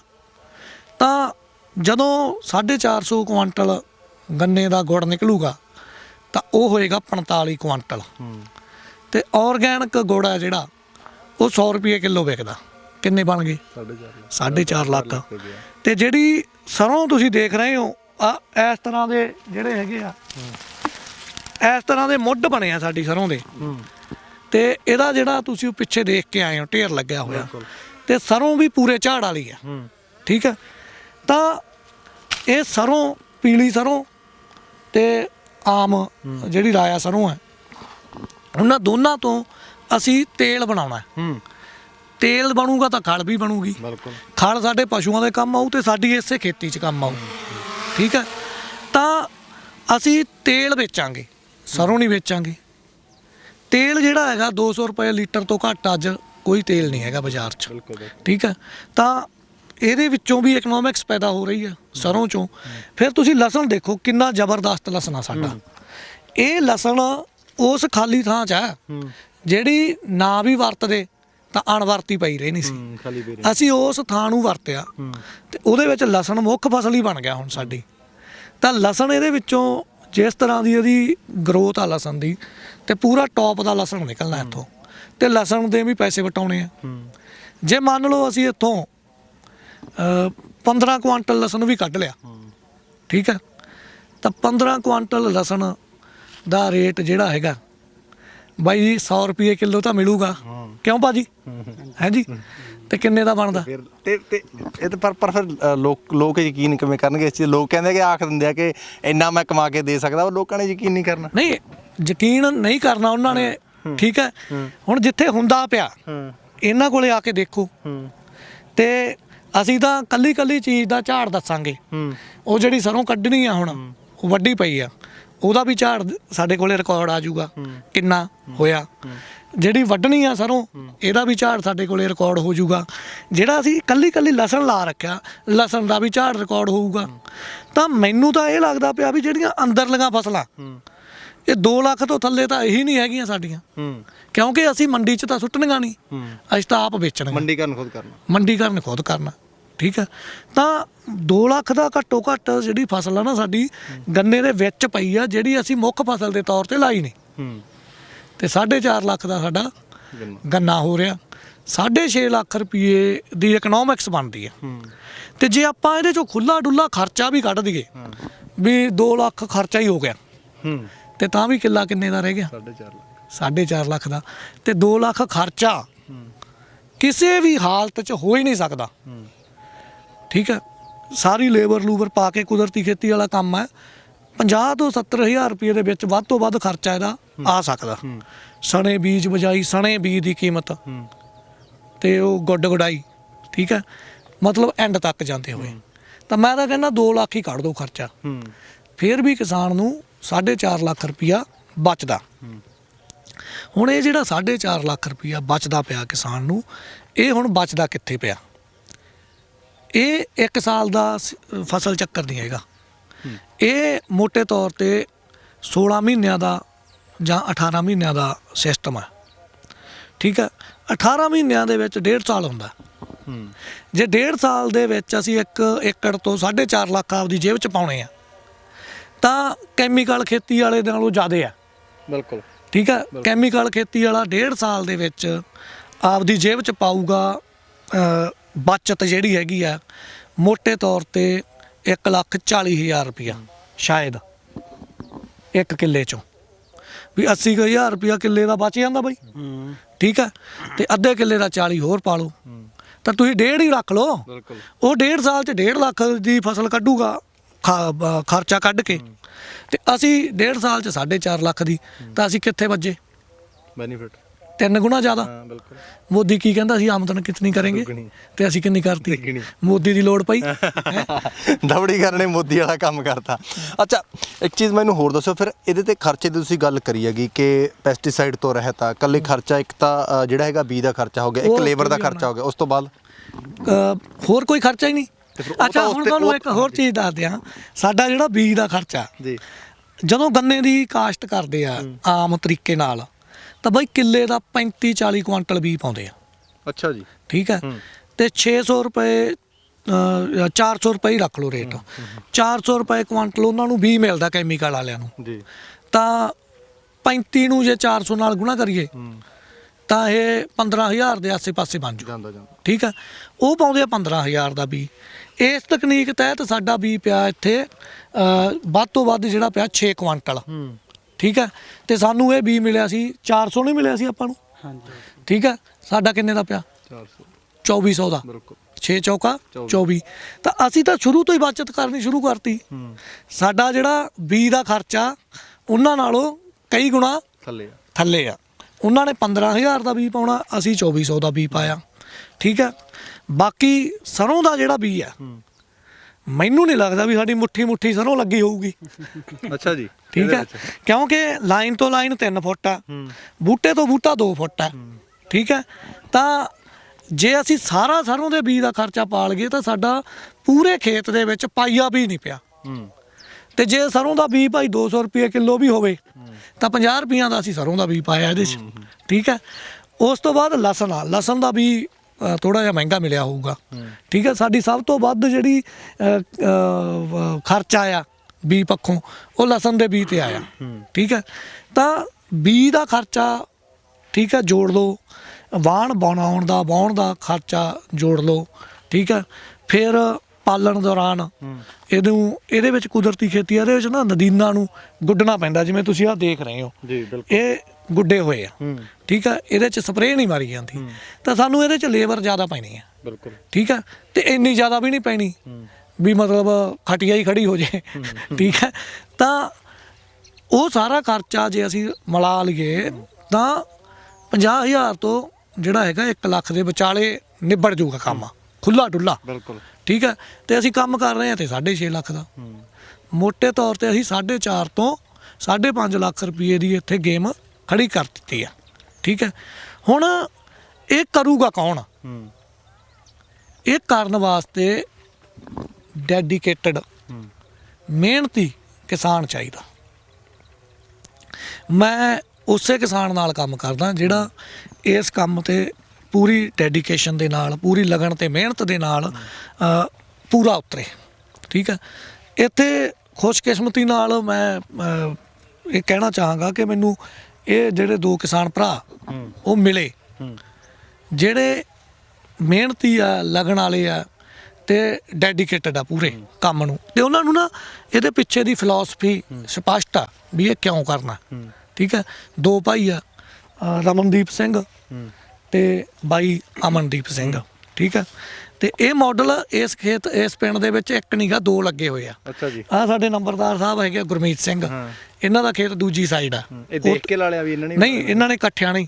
ਤੇ ਇੱਕ ਹੋਰ ਦੱਸ ਦਿਆਂ, ਇਹ ਸਾਰੀ ਪਲਾਨ ਕਿ ਤੁਹਾਡੇ ਦਫ਼ਤਰ 'ਚ ਬਹਿ ਕੇ ਹੋਈ ਸੀ। ਅੱਛਾ ਜੀ, ਠੀਕ ਹੈ। ਉਦੋਂ ਮੈਂ ਤੁਹਾਡੇ ਦਫ਼ਤਰ ਆਇਆ ਹੋਇਆ ਸੀ, ਇਹਨਾਂ ਨੇ ਮੈਨੂੰ ਫੋਨ ਕੀਤਾ, ਮੈਂ ਕਿਹਾ ਵੀ ਉਹ ਪਿੰਡ ਤਾਂ ਹੈ ਨਹੀਂ, ਤੁਸੀਂ ਬਠਿੰਡੇ ਆ ਜਾਓ। ਠੀਕ ਹੈ, ਤਾਂ ਇਹ ਖੇਤ ਦਾ ਸਿਹਰਾ ਤੁਹਾਨੂੰ ਵੀ ਜਾਂਦਾ ਵੀ ਇਹ ਖੇਤ ਦੀ ਜਿਹੜੀ ਸ਼ੁਰੂਆਤ ਹੈ ਇਹਦੀਆਂ ਗੂੰਦਾਂ ਉਹ ਆਰਐਮਬੀ ਟੀਵੀ ਦੇ ਦਫ਼ਤਰ 'ਚ ਗੁੰਦੀਆਂ ਗਈਆਂ। ਠੀਕ ਹੈ, ਤੇ ਤਾਈਓ ਹੀ ਮੈਂ ਆਰਐਮਬੀ ਟੀਵੀ ਨੂੰ ਬੇਨਤੀ ਕੀਤੀ ਸੀ ਵੀ ਯਾਰ ਦਿਖਾਓ। ਹਾਂ, ਬਿਲਕੁਲ। ਠੀਕ ਹੈ, ਤਾਂ ਤੁਸੀਂ ਆਏ ਆ, ਤੁਹਾਡਾ ਧੰਨਵਾਦ ਹੈ ਇਸ ਗੱਲ ਨੂੰ। ਇਹ ਵੀਰਾਂ ਨੇ ਜੋ ਮੈਂ ਇਹਨਾਂ ਨੂੰ ਕਿਹਾ ਸੀ ਉਹ ਕਰਕੇ ਦਿਖਾਇਆ ਖੇਤ 'ਚ। ਮੇਰਾ ਇੱਕ ਹੀ ਕੰਮ ਆ ਵੀ ਬਾਈ ਦੱਸੂਗਾ ਮੈਂ, ਕਰਨ ਵਾਲੇ ਤੁਸੀਂ ਆ। ਜਿਵੇਂ ਜਿਵੇਂ ਮੈਂ ਦੱਸੀ ਜਾਊਂਗਾ, ਜੇ ਤਾਂ ਉਵੇਂ ਉਵੇਂ ਕਰੋਗੇ ਤਾਂ ਆਪਾਂ ਤੁਹਾਡੇ ਨਾਲ ਹੈਗੇ ਆ, ਤੇ ਜੇ ਨਹੀਂ ਫਿਰ ਤੁਸੀਂ ਆਪਦੇ ਘਰੇ ਤੇ ਆਪਾਂ ਆਪਦੇ ਘਰੇ। ਐਂ ਵੀ ਕਹਿ ਰਹੇ ਸੀ ਕਿ ਸ਼ਾਇਦ ਬਾਈ ਅਮਰੀਕਾ ਵੀ ਛੱਡ ਕੇ ਆਇਆ, ਕਹਿੰਦਾ ਫਿਰ ਖੇਤੀ ਵੀ ਕਰਨੀ ਹੈ। ਆ ਜਾਓ ਅਮਨ ਬਾਈ, ਇਹ ਛੋਟਾ ਭਾਈ ਆ ਮੇਰਾ, ਵੀ ਛੋਟਾ ਹੀ ਆ, ਤੇ ਰਮਨਦੀਪ ਦਾ ਵੀ। ਇਹ ਬਾਈ ਨੇ 10 ਸਾਲ ਟਰੱਕ ਚਲਾਇਆ ਅਮਰੀਕਾ 'ਚ। ਅੱਛਾ। ਠੀਕ ਹੈ, ਤੇ ਹੁਣ ਇਹ ਜਦੋਂ ਪੰਜਾਬ ਵਾਪਸ ਆਏ ਤਾਂ ਇਹਨਾਂ ਨੇ ਆਪਦੇ ਪੁਸ਼ਤੈਨੀ ਕੰਮ ਨੂੰ ਡਿਊਟੀ ਵਾਂਗੂ ਕਰਨਾ ਸ਼ੁਰੂ ਕੀਤਾ। ਕੁਦਰਤੀ ਖੇਤੀ ਤਾਂ ਇਹਨਾਂ ਨੇ ਹੁਣ ਸ਼ੁਰੂ ਕੀਤੀ ਆ, 1.5-2 ਸਾਲ ਹੀ ਹੋਏ ਆ, ਹੈਨਾ। ਤਾਂ ਬਾਕੀ ਤਾਂ ਇਹ ਪੁਸ਼ਤੈਨੀ ਕੰਮ ਦੇ ਤੌਰ ਤੇ ਜਿਹੜੀ ਕੈਮੀਕਲ ਫਾਰਮਿੰਗ ਆ ਉਹ ਕਰਦੇ ਹੀ ਆ ਰਹੇ ਸੀ, ਪਰ ਇਹਨਾਂ ਨੇ ਉਹਨੂੰ ਵੀ ਡਿਊਟੀ ਵਾਂਗੂ ਕਰਨਾ ਸ਼ੁਰੂ ਕੀਤਾ। ਉਹ ਬਾਈ ਉਤਲੇ ਕੰਮ ਸਾਂਭਦਾ ਪਰਿਵਾਰ ਦੇ ਵਿੱਚ, ਆਉਣ ਜਾਣਾ ਨੇ, ਹੈਨਾ। ਤੇ ਆਹ ਬਾਈ ਸੁਬਾਹ 6 ਵਜੇ ਨੂੰ ਖੇਤ ਆ ਜਾਂਦਾ ਗਰਮੀਆਂ 'ਚ, ਤੇ 9 ਵਜੇ ਨੂੰ ਆ ਜਾਂਦਾ ਸਿਆਲਾਂ 'ਚ, ਤੇ ਫਿਰ ਇਹ ਬਾਈ 6:30-7 ਵਜੇ ਘਰੇ ਜਾਂਦਾ। ਹੁਣ ਇਸ ਤਰ੍ਹਾਂ ਦੇ ਕਿਸਾਨ ਪੰਜਾਬ ਨੂੰ ਚਾਹੀਦੇ ਆ। ਬਾਕੀ ਤਾਂ ਫਿਰ ਰੋਣ ਪਿੱਟਣੀ ਆ। ਕਿਉਂ ਬਾਈ, ਅਮਰੀਕਾ ਸਹੀ ਸੀ ਕਿ ਆ ਸਹੀ ਆ ਕੁਦਰਤੀ ਖੇਤੀ? ਇਹ ਸਹੀ ਹੈ ਜੀ। ਕਿਉਂ? ਇਹ ਕੰਮ ਆਪਦਾ, ਬੱਚਤ ਆਪਦੀ ਹੈ, ਘਾਟਾ ਵੀ ਆਪਦਾ, ਸਾਰਾ ਕੁਝ ਆਪਦਾ ਹੀ ਹੈ। ਉੱਥੇ ਆਪਾਂ ਕੰਮ ਕਰਦੇ ਕਿਸੇ ਥੱਲੇ ਕੀ ਹੈ, ਬਸ ਮੀਲਾਂ ਪਾਈ ਚੱਲੋ, ਸੈਂਟ ਬਣਾਈ ਚੱਲੋ, ਆਹ ਕੰਮ ਹੁੰਦਾ ਸੀ। ਇੱਥੇ ਹੁਣ ਆਪਦਾ ਸਾਰਾ ਕੁਝ ਹੈਗਾ ਹੀ ਹੈ। ਜਦੋਂ ਇੱਥੇ ਆਪਦਾ ਮੰਨ ਲਓ ਬੰਦੇ ਨੂੰ ਕੋਈ ਟੈਨਸ਼ਨ ਨਹੀਂ, ਕੋਈ ਲੈਣ ਨਹੀਂ ਦੇਣ ਨਹੀਂ। ਉੱਥੇ ਕੀ, ਉੱਥੇ ਤਾਂ ਮੰਨ ਲਓ ਸਵੇਰ ਤੋਂ ਲੈ ਕੇ ਹੱਥਾਂ ਤੱਕ ਟੈਨਸ਼ਨਾਂ ਚੱਲਦੀਆਂ। ਆਹ ਜੋਬ ਲਾਉਣੀ ਹੈ, ਉੱਥੇ ਫਲਾਣੇ ਥਾਂ ਜਾਣਾ ਹੈ, ਆਹ ਕ੍ਰੈਡਿਟ ਕਾਰਡ ਦਾ ਬਿੱਲ ਆ ਗਿਆ, ਆਹ ਕਿਸ਼ਤ ਆ ਗਈ, ਆਹ ਐਂ ਹੋ ਗਿਆ। ਐਂ ਕਰਕੇ ਉੱਥੇ ਤਾਂ ਬੰਦੇ ਦੀ ਲਾਈਫ ਬਹੁਤ ਜ਼ਿਆਦਾ ਬਿਜੀ ਹੈ। ਸਾਰੇ ਮੰਨ ਲਓ ਉੱਥੇ ਜਾ ਕੇ ਤਕਰੀਬਨ ਸਾਰੇ ਰੋਂਦੇ, ਕਿਉਂਕਿ ਮੈਂ ਤਾਂ ਉੱਥੇ ਜਾ ਕੇ ਰਹਿ ਕੇ ਆਇਆ। ਉਹ ਕਹਿੰਦੇ ਯਾਰ ਐਵੇਂ ਪੰਗਾ ਲੈ ਲਿਆ, ਹੁਣ ਲੈ ਲਿਆ ਤਾਂ ਹੁਣ ਨਿਭਣਾ ਪੈਂਦਾ। ਤੇ ਹੁਣ ਕੀ ਹੈ, ਮੰਨ ਲਓ ਜੇ ਇੱਥੇ ਆਏ ਹਾਂ, ਹੁਣ ਘਰ ਦਾ ਕੰਮ ਹੈ, ਜੇ ਆਪਾਂ ਚੰਗੇ ਤਰੀਕੇ ਨਾਲ ਕਰ ਲਾਂਗੇ ਬਾਹਲਾ ਨਹੀਂ ਤਾਂ ਚੱਲ ਆਪਾਂ ਕੁਛ ਵੀ ਸਾਰਾ ਕੁਝ ਛੱਡ ਕੇ ਵੀ ਮੰਨ ਲਓ ਆਪਦੇ ਖਾਤਰ ਹੀ ਮੰਨ ਲਓ ਇਹ ਲੜ ਗਏ ਵੀ ਕਣਕ ਖਾਣ ਪੀਣ ਦੀਆਂ ਚੀਜ਼ਾਂ ਆਪਦੇ ਖਾਤਰ। ਹੁਣ ਤੁਸੀਂ ਦੇਖੋ ਵੀ ਕਣਕ ਦੇ ਵਿੱਚ 5-5 ਗੱਟੇ ਲੋਕ ਯੂਰੀਆ ਪਾਈ ਜਾਂਦੇ, ਵੱਟ ਨਾਲ ਸਾਂਝੀ ਹੁੰਦੀ ਹੈ, ਉਹ ਯਾਰ ਘੱਟ ਲੱਗਦੀ ਹੈ। ਥੋੜੀ ਜਿਹੀ ਕਾਲੀ ਜੀ ਉਹਦੀ ਫਲਾਣੇ ਦੀ ਕਾਲੀ ਜ਼ਿਆਦਾ ਹੈ ਤੇ ਪਾ ਦਿਓ ਵਿੱਚ, ਜੇ ਬਾਣੀਆਂ ਕੋਲ ਜਾਣਗੇ ਯਾਰ ਸਾਡੀ ਕਣਕ ਦੀ ਐਂ ਹੈ, ਦੇਤਾ ਸਮਾਨ ਪਾ ਦਿਓ ਵਿੱਚ। ਹੁਣ ਤੁਹਾਡੇ ਸਾਹਮਣੇ ਸਾਡੀ ਕਣਕ ਵੀ ਹੈਗੀ, ਸਾਰਾ ਕੁਝ ਹੈਗਾ, ਕੋਈ ਯੂਰੀਆ ਨਹੀਂ ਪਾਈ। ਯੂਰੀਆ ਵਾਲਾ ਗੱਟਾ ਲੈ ਕੇ ਵੀ ਟੱਪਣ ਵੀ ਨਹੀਂ ਦਿੰਦੇ। ਯੂਰੀਆ ਵਾਲੇ ਨਾਲੋਂ ਵੱਧ ਕਾਲੀ ਹੈ, ਤੇ ਉਹਨਾਂ ਨਾਲ ਜ਼ਿਆਦਾ ਕਾਲੀ ਹੈ, ਤੇ ਫੋਟ ਵੀ ਵਧੀਆ, ਬੀ ਵੀ ਘੱਟ ਪਾਇਆ ਜੀ। ਤੇ ਉਹ ਫਿਰ ਹੁਣ ਮੰਨ ਲਓ ਆਪਦੀ ਖਤਰ ਤਾਂ ਆਪਾਂ ਸ਼ੁਰੂ ਕਰੀਏ ਨਾ, ਬਾਕੀ ਤਾਂ ਚੱਲ ਕੁਛ ਮਰਜ਼ੀ ਆਪਾਂ ਜਿੰਨੇ ਪੈਸੇ ਕਮਾਉਣੇ ਆ ਨਹੀਂ ਕਮਾਉਣੇ, ਬਟ ਘੱਟੋ ਘੱਟ ਮੇਰੀ ਤਾਂ ਸੋਚ ਇਹੀ ਹੈ ਵੀ ਆਪਦੀ ਖਾਤਰ ਤਾਂ ਬੰਦਾ ਹਰੇਕ ਬੰਦਾ ਨਾ ਕੋਈ 2-4 ਕਨਾਲਾਂ ਤੋਂ ਸ਼ੁਰੂ ਕਰ ਲੈ। 10 ਕਿੱਲੇ ਵਾਲਾ ਬੰਦਾ ਜੇ 2 ਕਨਾਲਾਂ ਸਾਈਡ ਤੇ ਛੱਡ ਲੂ ਕੋਈ ਫਰਕ ਨਹੀਂ ਪੈਂਦਾ। ਜਦੋਂ ਤੁਸੀਂ ਸ਼ੁਰੂ ਕੀਤੀ, ਜਿਵੇਂ ਆਪਣੇ ਆਖ ਦਿੰਦੇ ਦਬੜੀ ਖਾਨਾ ਸਾਹਿਬ ਕਿ ਕਹਿੰਦੇ ਕੁਦਰਤੀ ਖੇਤੀ ਦੇ ਵਿੱਚ ਤਾਂ ਯਾਰ ਕੁਝ ਬਚਤ ਨਹੀਂ, ਤੁਹਾਨੂੰ ਵੀ ਕਿਹਾ ਹੋਣਾ ਕਿਸੇ ਨੇ? ਨਹੀਂ, ਬੱਚਤ ਹੋਵੇ ਨਾ ਹੋਵੇ ਜੀ, ਉਹ ਉਸ ਚੀਜ਼ ਮੈਟਰ ਹੀ ਨਹੀਂ ਕਰਦੀ। ਜਦੋਂ ਆਪਾਂ ਕੰਮ ਹੀ ਆਪਦੇ ਖਾਤਰ ਸ਼ੁਰੂ ਕਰਨਾ, ਬੱਚਤ ਤਾਂ ਆਪਾਂ ਬਾਅਦ ਚ ਮੰਨ ਲਓ ਪਤਾ ਹੀ ਹੈ ਵੀ ਬੱਚਤ ਹੋਣੀ ਹੈ, ਕਿਉਂਕਿ ਹੁਣ ਆਪਣਾ ਖਰਚਾ ਇਕੱਲਾ ਲੇਬਰ ਦਾ ਰਹਿ ਗਿਆ, ਬੀਜ ਦਾ ਰਹਿ ਗਿਆ। ਲੇਬਰ ਦਾ ਉੱਤੇ ਜੇ ਆਪਾਂ ਵਿੱਚ ਲੇਬਰ ਦੇ ਵਿੱਚ ਕੰਮ ਕਰਾਂਗੇ ਤਾਂ ਲੇਬਰ ਦਾ ਵੀ ਖਰਚਾ ਘੱਟ ਪਊਗਾ। ਜੇ ਆਪਾਂ ਮੰਨ ਲਾ ਕਿ ਲੇਬਰ ਛੱਡਤੀ, ਹਾਂ ਵੀ ਜਾਓ ਪੱਠੇ ਕੱਢਿਓ, ਤੇ ਆਪਾਂ ਘਰੇ ਬੈਠੇ ਉਹਨਾਂ ਨੇ ਪਤਾ ਨਹੀਂ ਇੱਕ ਬੈੱਡ ਕੱਢਣਾ ਜਾਂ 2 ਕੱਢਣੇ ਆ, ਜੇ ਆਪ ਵਿੱਚ ਤੁਰੇ ਫਿਰਦੇ ਹੋਵਾਂਗੇ ਆ ਜਾਓ ਵੀ ਆ ਜਾਓ, ਤੁਰੇ ਆਓ ਤੇ ਆਪੀ ਕੰਮ ਵੱਧ ਨਿਬੜਦਾ। ਤਾਂ ਤੁਹਾਨੂੰ ਕੀ ਲੱਗਦਾ ਵੀ ਸੌਦਾ ਜਿਹੜਾ ਹੈਗਾ ਮੁਨਾਫੇ ਦਾ ਸੌਦਾ ਹੈਗਾ ਦੂਜਿਆਂ ਨਾਲੋਂ? ਜੇ ਪੈਸਟੀਸਾਈਡ ਨਾਲੋਂ ਮੈਂ ਗੱਲ ਕਰਾਂ, ਜੇਕਰ ਰੇਹਾਂ ਸਪਰੇਹਾਂ ਵਾਲੀ ਖੇਤੀ ਤੋਂ ਗੱਲ ਕਰਾਂ, ਮੁਨਾਫੇ ਦਾ ਸੌਦਾ ਹੈਗਾ? ਮੁਨਾਫੇ ਦਾ ਸੌਦਾ ਹੈਗਾ ਹੀ ਹੈਗਾ। ਇਹ ਤੁਹਾਡਾ ਦਬੜੀ ਖਾਨਾ ਸਾਹਿਬ ਕੋਲੇ ਖੜੇ ਤਾਂ ਨਹੀਂ ਕਹੀ? ਨਹੀਂ, ਮੈਂ ਤੁਹਾਨੂੰ ਦੱਸੀ ਜਾਂਦਾ ਨਾ ਵੀ ਆਪਾਂ ਸ਼ੁਰੂਆਤ ਹੀ ਆਪਦੇ ਤੋਂ ਕੀਤੀ ਹੈ ਨਾ। ਫਸਲ ਵੀ ਸਾਡੀ ਦੱਸੀ ਜਾਂਦੀ, ਹੁਣ ਤਾਂ ਮੰਨ ਲਓ ਹੌਸਲਾ ਸਾਨੂੰ ਹੋਰ ਹੋਈ ਜਾਂਦਾ। ਅਸੀਂ ਪਹਿਲੇ ਸਾਲ ਮੰਨ ਲਓ ਇਹ ਗੁਰਪ੍ਰੀਤ ਬਾਈ ਨਾਲ ਗੱਲ ਨਹੀਂ ਹੋਈ ਸੀ ਸਾਡੀ, ਅਸੀਂ ਪਹਿਲੇ ਸਾਲ 1 ਕਿੱਲਾ ਛੱਡਿਆ ਸੀਗਾ। ਸਾਡੀ ਕਣਕ ਮਸਾਂ ਹੋਈ ਸੀ ਕੋਈ 30 ਮਣ 30-32 ਮਣ, ਤੇ ਮੰਨ ਲਓ ਹੋਰ ਵੀ ਆਰਗੈਨਿਕ ਸਬਜ਼ੀਆਂ ਆਪਦੀਆਂ ਕਰਨੀਆਂ ਸ਼ੁਰੂ ਕਰਤੀਆਂ ਸੀ। ਫਿਰ ਮੰਨ ਲਓ ਅਸੀਂ ਪਲਾਟ ਜਦੋਂ ਵਧਾਇਆ ਤੇ ਫਿਰ ਬਾਈ ਨਾਲ ਗੱਲ ਹੋਈ ਸਾਡੀ, ਤੇ ਫਿਰ ਅਸੀਂ ਥੋੜ੍ਹਾ ਜਿਹਾ ਵੀ ਸਿਸਟਮ ਦੇ ਵਿੱਚ ਆਏ, ਵੀ ਸਿਸਟਮ ਦੇ ਵਿੱਚ ਆਉਣਾ ਵੀ ਜ਼ਰੂਰੀ ਹੈ, ਕਿਉਂਕਿ ਹੁਣ ਨੌਲੇਜ ਜ਼ਿਮੀਂਦਾਰ ਨੂੰ ਮੰਨ ਲਓ ਕਹਿ ਦਿੰਦੇ ਆ ਵੀ ਠੀਕ ਹੈ ਕਣਕ ਬੀਜ ਲਈ, ਝੋਨਾ ਲਾ ਲਿਆ, ਬਸ ਇਹ ਸਿਸਟਮ ਹੁੰਦਾ ਇੱਕ। ਉਹਦੇ ਵਿੱਚ ਕੀ ਜ਼ਿਮੀਂਦਾਰ ਜਾਊਗਾ ਬਾਣੀਏ ਕੋਲੇ, ਉਹਨੇ ਕਹਿ ਦੇਣਾ ਵੀ ਹਾਂ ਆਹ ਟਾਈਮ ਆ ਗਿਆ ਸਪਰੇਅ ਦਾ ਫਲਾਨੀ ਦਾ, ਆਹ ਦੇ ਦਿਓ। ਤੇ ਮੈਨੂੰ ਨਹੀਂ ਲੱਗਦਾ, ਕਈ ਜ਼ਿਮੀਂਦਾਰਾਂ ਨੂੰ ਤਾਂ ਇਹ ਨਹੀਂ ਪਤਾ ਲੱਗਦਾ ਵੀ ਹਾਂ ਯਾਰ ਇੱਥੇ ਇਹ ਸਪਰੇਅ ਕਰਨੀ ਚਾਹੀਦੀ ਹੈ, ਇੱਥੇ ਆਹ ਹੈਗੀ ਆਪਣੀ ਖੇਤੀ ਨੂੰ ਪ੍ਰੋਬਲਮ। ਜਾਂ ਆਪਾਂ ਉਹਨਾਂ ਤੋਂ ਰੇਹਾਂ ਸਪਰੇਹਾਂ ਪੁੱਛਦੇ ਆ ਜਿਹੜੇ ਬਸ ਕੁਰਸੀ ਤੇ ਬੈਠੇ ਹੁੰਦੇ ਆ। ਮੈਂ ਤਾਂ ਸਿੱਧਾ ਕਹਿਣਾ ਹੁੰਦਾ ਵੀ ਜਿਹੜਾ ਬੰਦਾ ਕਦੇ ਤੁਹਾਡੇ ਖੇਤ ਮੂਤਣ ਨਹੀਂ ਆਇਆ, ਉਹ ਤੁਹਾਨੂੰ ਦੱਸਦਾ ਵੀ ਖੇਤੀ ਕਰਨੀ ਕਿਵੇਂ ਆ। ਠੀਕ ਹੈ, ਤਾਂ ਜੇ ਅਸੀਂ ਉਹਨਾਂ ਤੋਂ ਜਾ ਕੇ ਪੁੱਛਾਂਗੇ ਤੇ ਉਹਨਾਂ ਨੇ ਤਾਂ ਉਹੀ ਦੱਸਣਾ ਨਾ ਵੀ ਜਿਹਦੇ ਚ ਉਹਨਾਂ ਨੂੰ 4 ਪੈਸੇ ਵੱਧ ਬਚਣ, ਉਹ ਤੁਹਾਨੂੰ ਉਹ ਪ੍ਰੋਡਕਟ ਵੇਚਣਗੇ ਜਿਹਦੇ ਚ ਉਹਨਾਂ ਦਾ ਮੁਨਾਫਾ ਵੱਧ ਹੋਊਗਾ। ਉਹ ਨਹੀਂ ਵੇਚਣਗੇ ਜਿਹੜਾ ਉਹਦੇ ਨਾਲੋਂ ਚੰਗਾ ਹੋਊਗਾ ਪਰ ਮੁਨਾਫਾ ਉਹਦੇ ਚ ਘੱਟ ਹੋਊਗਾ। ਅੱਛਾ, ਹੁਣ ਇੱਕ ਗੱਲ ਹੋਰ ਦੱਸਿਓ, ਜਿਹੜੇ ਕਿਸਾਨ ਭਰਾ ਜਿਹੜੇ ਹੈਗੇ ਆ ਇਹ ਖੇਤੀ ਸ਼ੁਰੂ ਕਰਨਾ ਚਾਹੁੰਦੇ ਆ, ਕਿਸ ਤਰ੍ਹਾਂ ਦੇ ਨਾਲ ਕਰਨ? ਪਹਿਲਾਂ ਸ਼ੁਰੂਆਤ ਜਿਹੜੀ ਆ ਉਹ ਕਿੱਥੋਂ ਕੀਤੀ ਜਾਵੇ? ਤੁਹਾਡੇ ਨਾਲ ਰਾਬਤਾ ਜਿਹੜਾ ਕਰਨਾ ਚਾਹੁੰਦਾ ਕਿਸ ਤਰ੍ਹਾਂ ਦੇ ਨਾਲ ਕਰਨ? ਦੇਖੋ ਬਾਈ ਜੀ, ਜਿਹੜੀ ਤਾਂ ਗੱਲ ਬਾਈ ਨੇ ਕਹੀ ਆ ਕਿ ਅਸੀਂ ਪਹਿਲਾਂ ਆਪ ਕੀਤਾ ਸ਼ੁਰੂ, ਤੇ ਸਾਨੂੰ ਕੋਈ ਨੌਲੇਜ ਹੈ ਨਹੀਂ ਸੀ, ਤੇ ਸਾਡੀ ਫਸਲ ਉਸ ਤਰ੍ਹਾਂ ਦੀ ਨਹੀਂ ਹੋਈ ਜਿਹੋ ਜੀ ਹੋ ਸਕਦੀ ਸੀ। ਤਾਂ ਇਹਨਾਂ ਨੇ ਕਿਹਾ ਵੀ ਸਿਸਟਮ ਦੇ ਵਿੱਚ ਆਉਣ ਦੀ ਲੋੜ ਹੈ। ਬਿਲਕੁਲ, ਜੇ ਤੁਸੀਂ ਕੁਦਰਤੀ ਖੇਤੀ ਸ਼ੁਰੂ ਕਰਨੀ ਹੈ ਤੇ ਤੁਹਾਨੂੰ ਕੁਦਰਤੀ ਖੇਤੀ ਦੇ ਸਿਸਟਮ ਦੇ ਬਾਰੇ ਨੌਲੇਜ ਨਹੀਂ ਹੈਗੀ, ਤਾਂ ਤੁਸੀਂ ਉਹਨੂੰ ਸ਼ੁਰੂ ਕਰੋਗੇ ਤੇ ਘਾਟੇ ਖਾਂਦੇ 2-4 ਸਾਲਾਂ ਬਾਅਦ ਛੱਡ ਜਾਓਗੇ। ਤਾਂ ਇਹਦੇ ਪੂਰੇ ਸਿਸਟਮ ਨੂੰ ਸਮਝਣ ਦੀ ਲੋੜ ਹੈ, ਉਹਨੂੰ ਸਮਝ ਕੇ ਖੇਤੀ ਕਰਨੀ ਹੈ। ਕੁਦਰਤੀ ਖੇਤੀ ਦੀ ਫਿਲਾਸਫੀ, ਕੁਦਰਤੀ ਖੇਤੀ ਦਾ ਸਿਧਾਂਤ, ਕੁਦਰਤੀ ਖੇਤੀ ਦੀ ਸਾਇੰਸ, ਕੁਦਰਤੀ ਖੇਤੀ ਦੀ ਤਕਨੀਕ, ਇਹਦੇ ਬਾਰੇ ਤੁਹਾਨੂੰ ਪੂਰੀ ਸਪਸ਼ਟ ਨੌਲੇਜ ਹੋਣੀ ਚਾਹੀਦੀ ਆ, ਡੂੰਘੀ। ਬਿਲਕੁਲ, ਠੀਕ ਹੈ। ਤੇ ਜਦੋਂ ਉਹ ਹੋਊਗੀ, ਉਸ ਤੋਂ ਬਾਅਦ ਜਦੋਂ ਤੁਸੀਂ ਕਰਦੇ ਹੋ ਤੇ ਫਿਰ ਤੁਹਾਨੂੰ ਦਿੱਕਤ ਹੀ ਕੋਈ ਨਹੀਂ। ਇਹ ਇਹਦੀ ਸਾਰੀ ਨੌਲੇਜ ਆ, ਇਹ ਮਿਲੂਗੀ ਕਿੱਥੋਂ? ਇਹ ਮਿਲਦੀ ਆ ਜਿਹੜੇ ਬੰਦੇ ਕੋਲੇ ਹੈਗੀ ਆ। ਠੀਕ ਹੈ, ਹੁਣ ਕੁਦਰਤ ਦੀ ਕਿਰਪਾ ਹੋਈ ਆ, ਵਾਹਿਗੁਰੂ ਦੀ ਕਿਰਪਾ ਹੋਈ ਆ। ਮੈਂ 14 ਸਾਲ ਖੇਤੀ ਵਿਰਾਸਤ ਮਿਸ਼ਨ 'ਚ ਕੰਮ ਕੀਤਾ ਜੀ, ਤਾਂ ਉੱਥੋਂ ਮੈਨੂੰ ਇਹ ਨੌਲੇਜ ਜਿਹੜੀ ਹੈਗੀ ਆ ਹਾਸਲ ਹੋਈ। 40 ਦੇ ਕਰੀਬ ਕੁਦਰਤੀ ਖੇਤੀ ਗੁਰੂ ਕਿਸਾਨ, ਜਿਵੇਂ ਸੁਰੇਸ਼ ਦੇਸਾਈ ਜੀ ਦਾ ਮੈਂ ਨਾਂ ਲਿਆ ਸੀ, ਪੂਰੇ ਦੇਸ਼ ਦੇ, ਉਹਨਾਂ ਤੋਂ ਮੈਨੂੰ ਸਿੱਖਣ ਦਾ ਮੌਕਾ ਮਿਲਿਆ। ਫਿਰ ਮੈਂ ਖੇਤਾਂ ਦੇ ਵਿੱਚ ਰਹਿੰਦਾ ਸੀ, ਫੀਲਡ 'ਚੋਂ ਸਿੱਖਣ ਦਾ ਮੌਕਾ ਮਿਲਿਆ, ਕਿਸਾਨਾਂ ਤੋਂ ਸਿੱਖਣ ਦਾ ਮੌਕਾ ਮਿਲਿਆ। ਇਸੇ ਕਰਕੇ ਮੇਰਾ ਸਪਸ਼ਟ ਮੰਨਣਾ ਕਿ ਖੇਤ ਤੋਂ ਵੱਡਾ ਕੋਈ ਗੁਰੂ ਨਹੀਂ ਤੇ ਕਿਸਾਨ ਤੋਂ ਵੱਡਾ ਕੋਈ ਸਾਇੰਟਿਸਟ ਨਹੀਂ।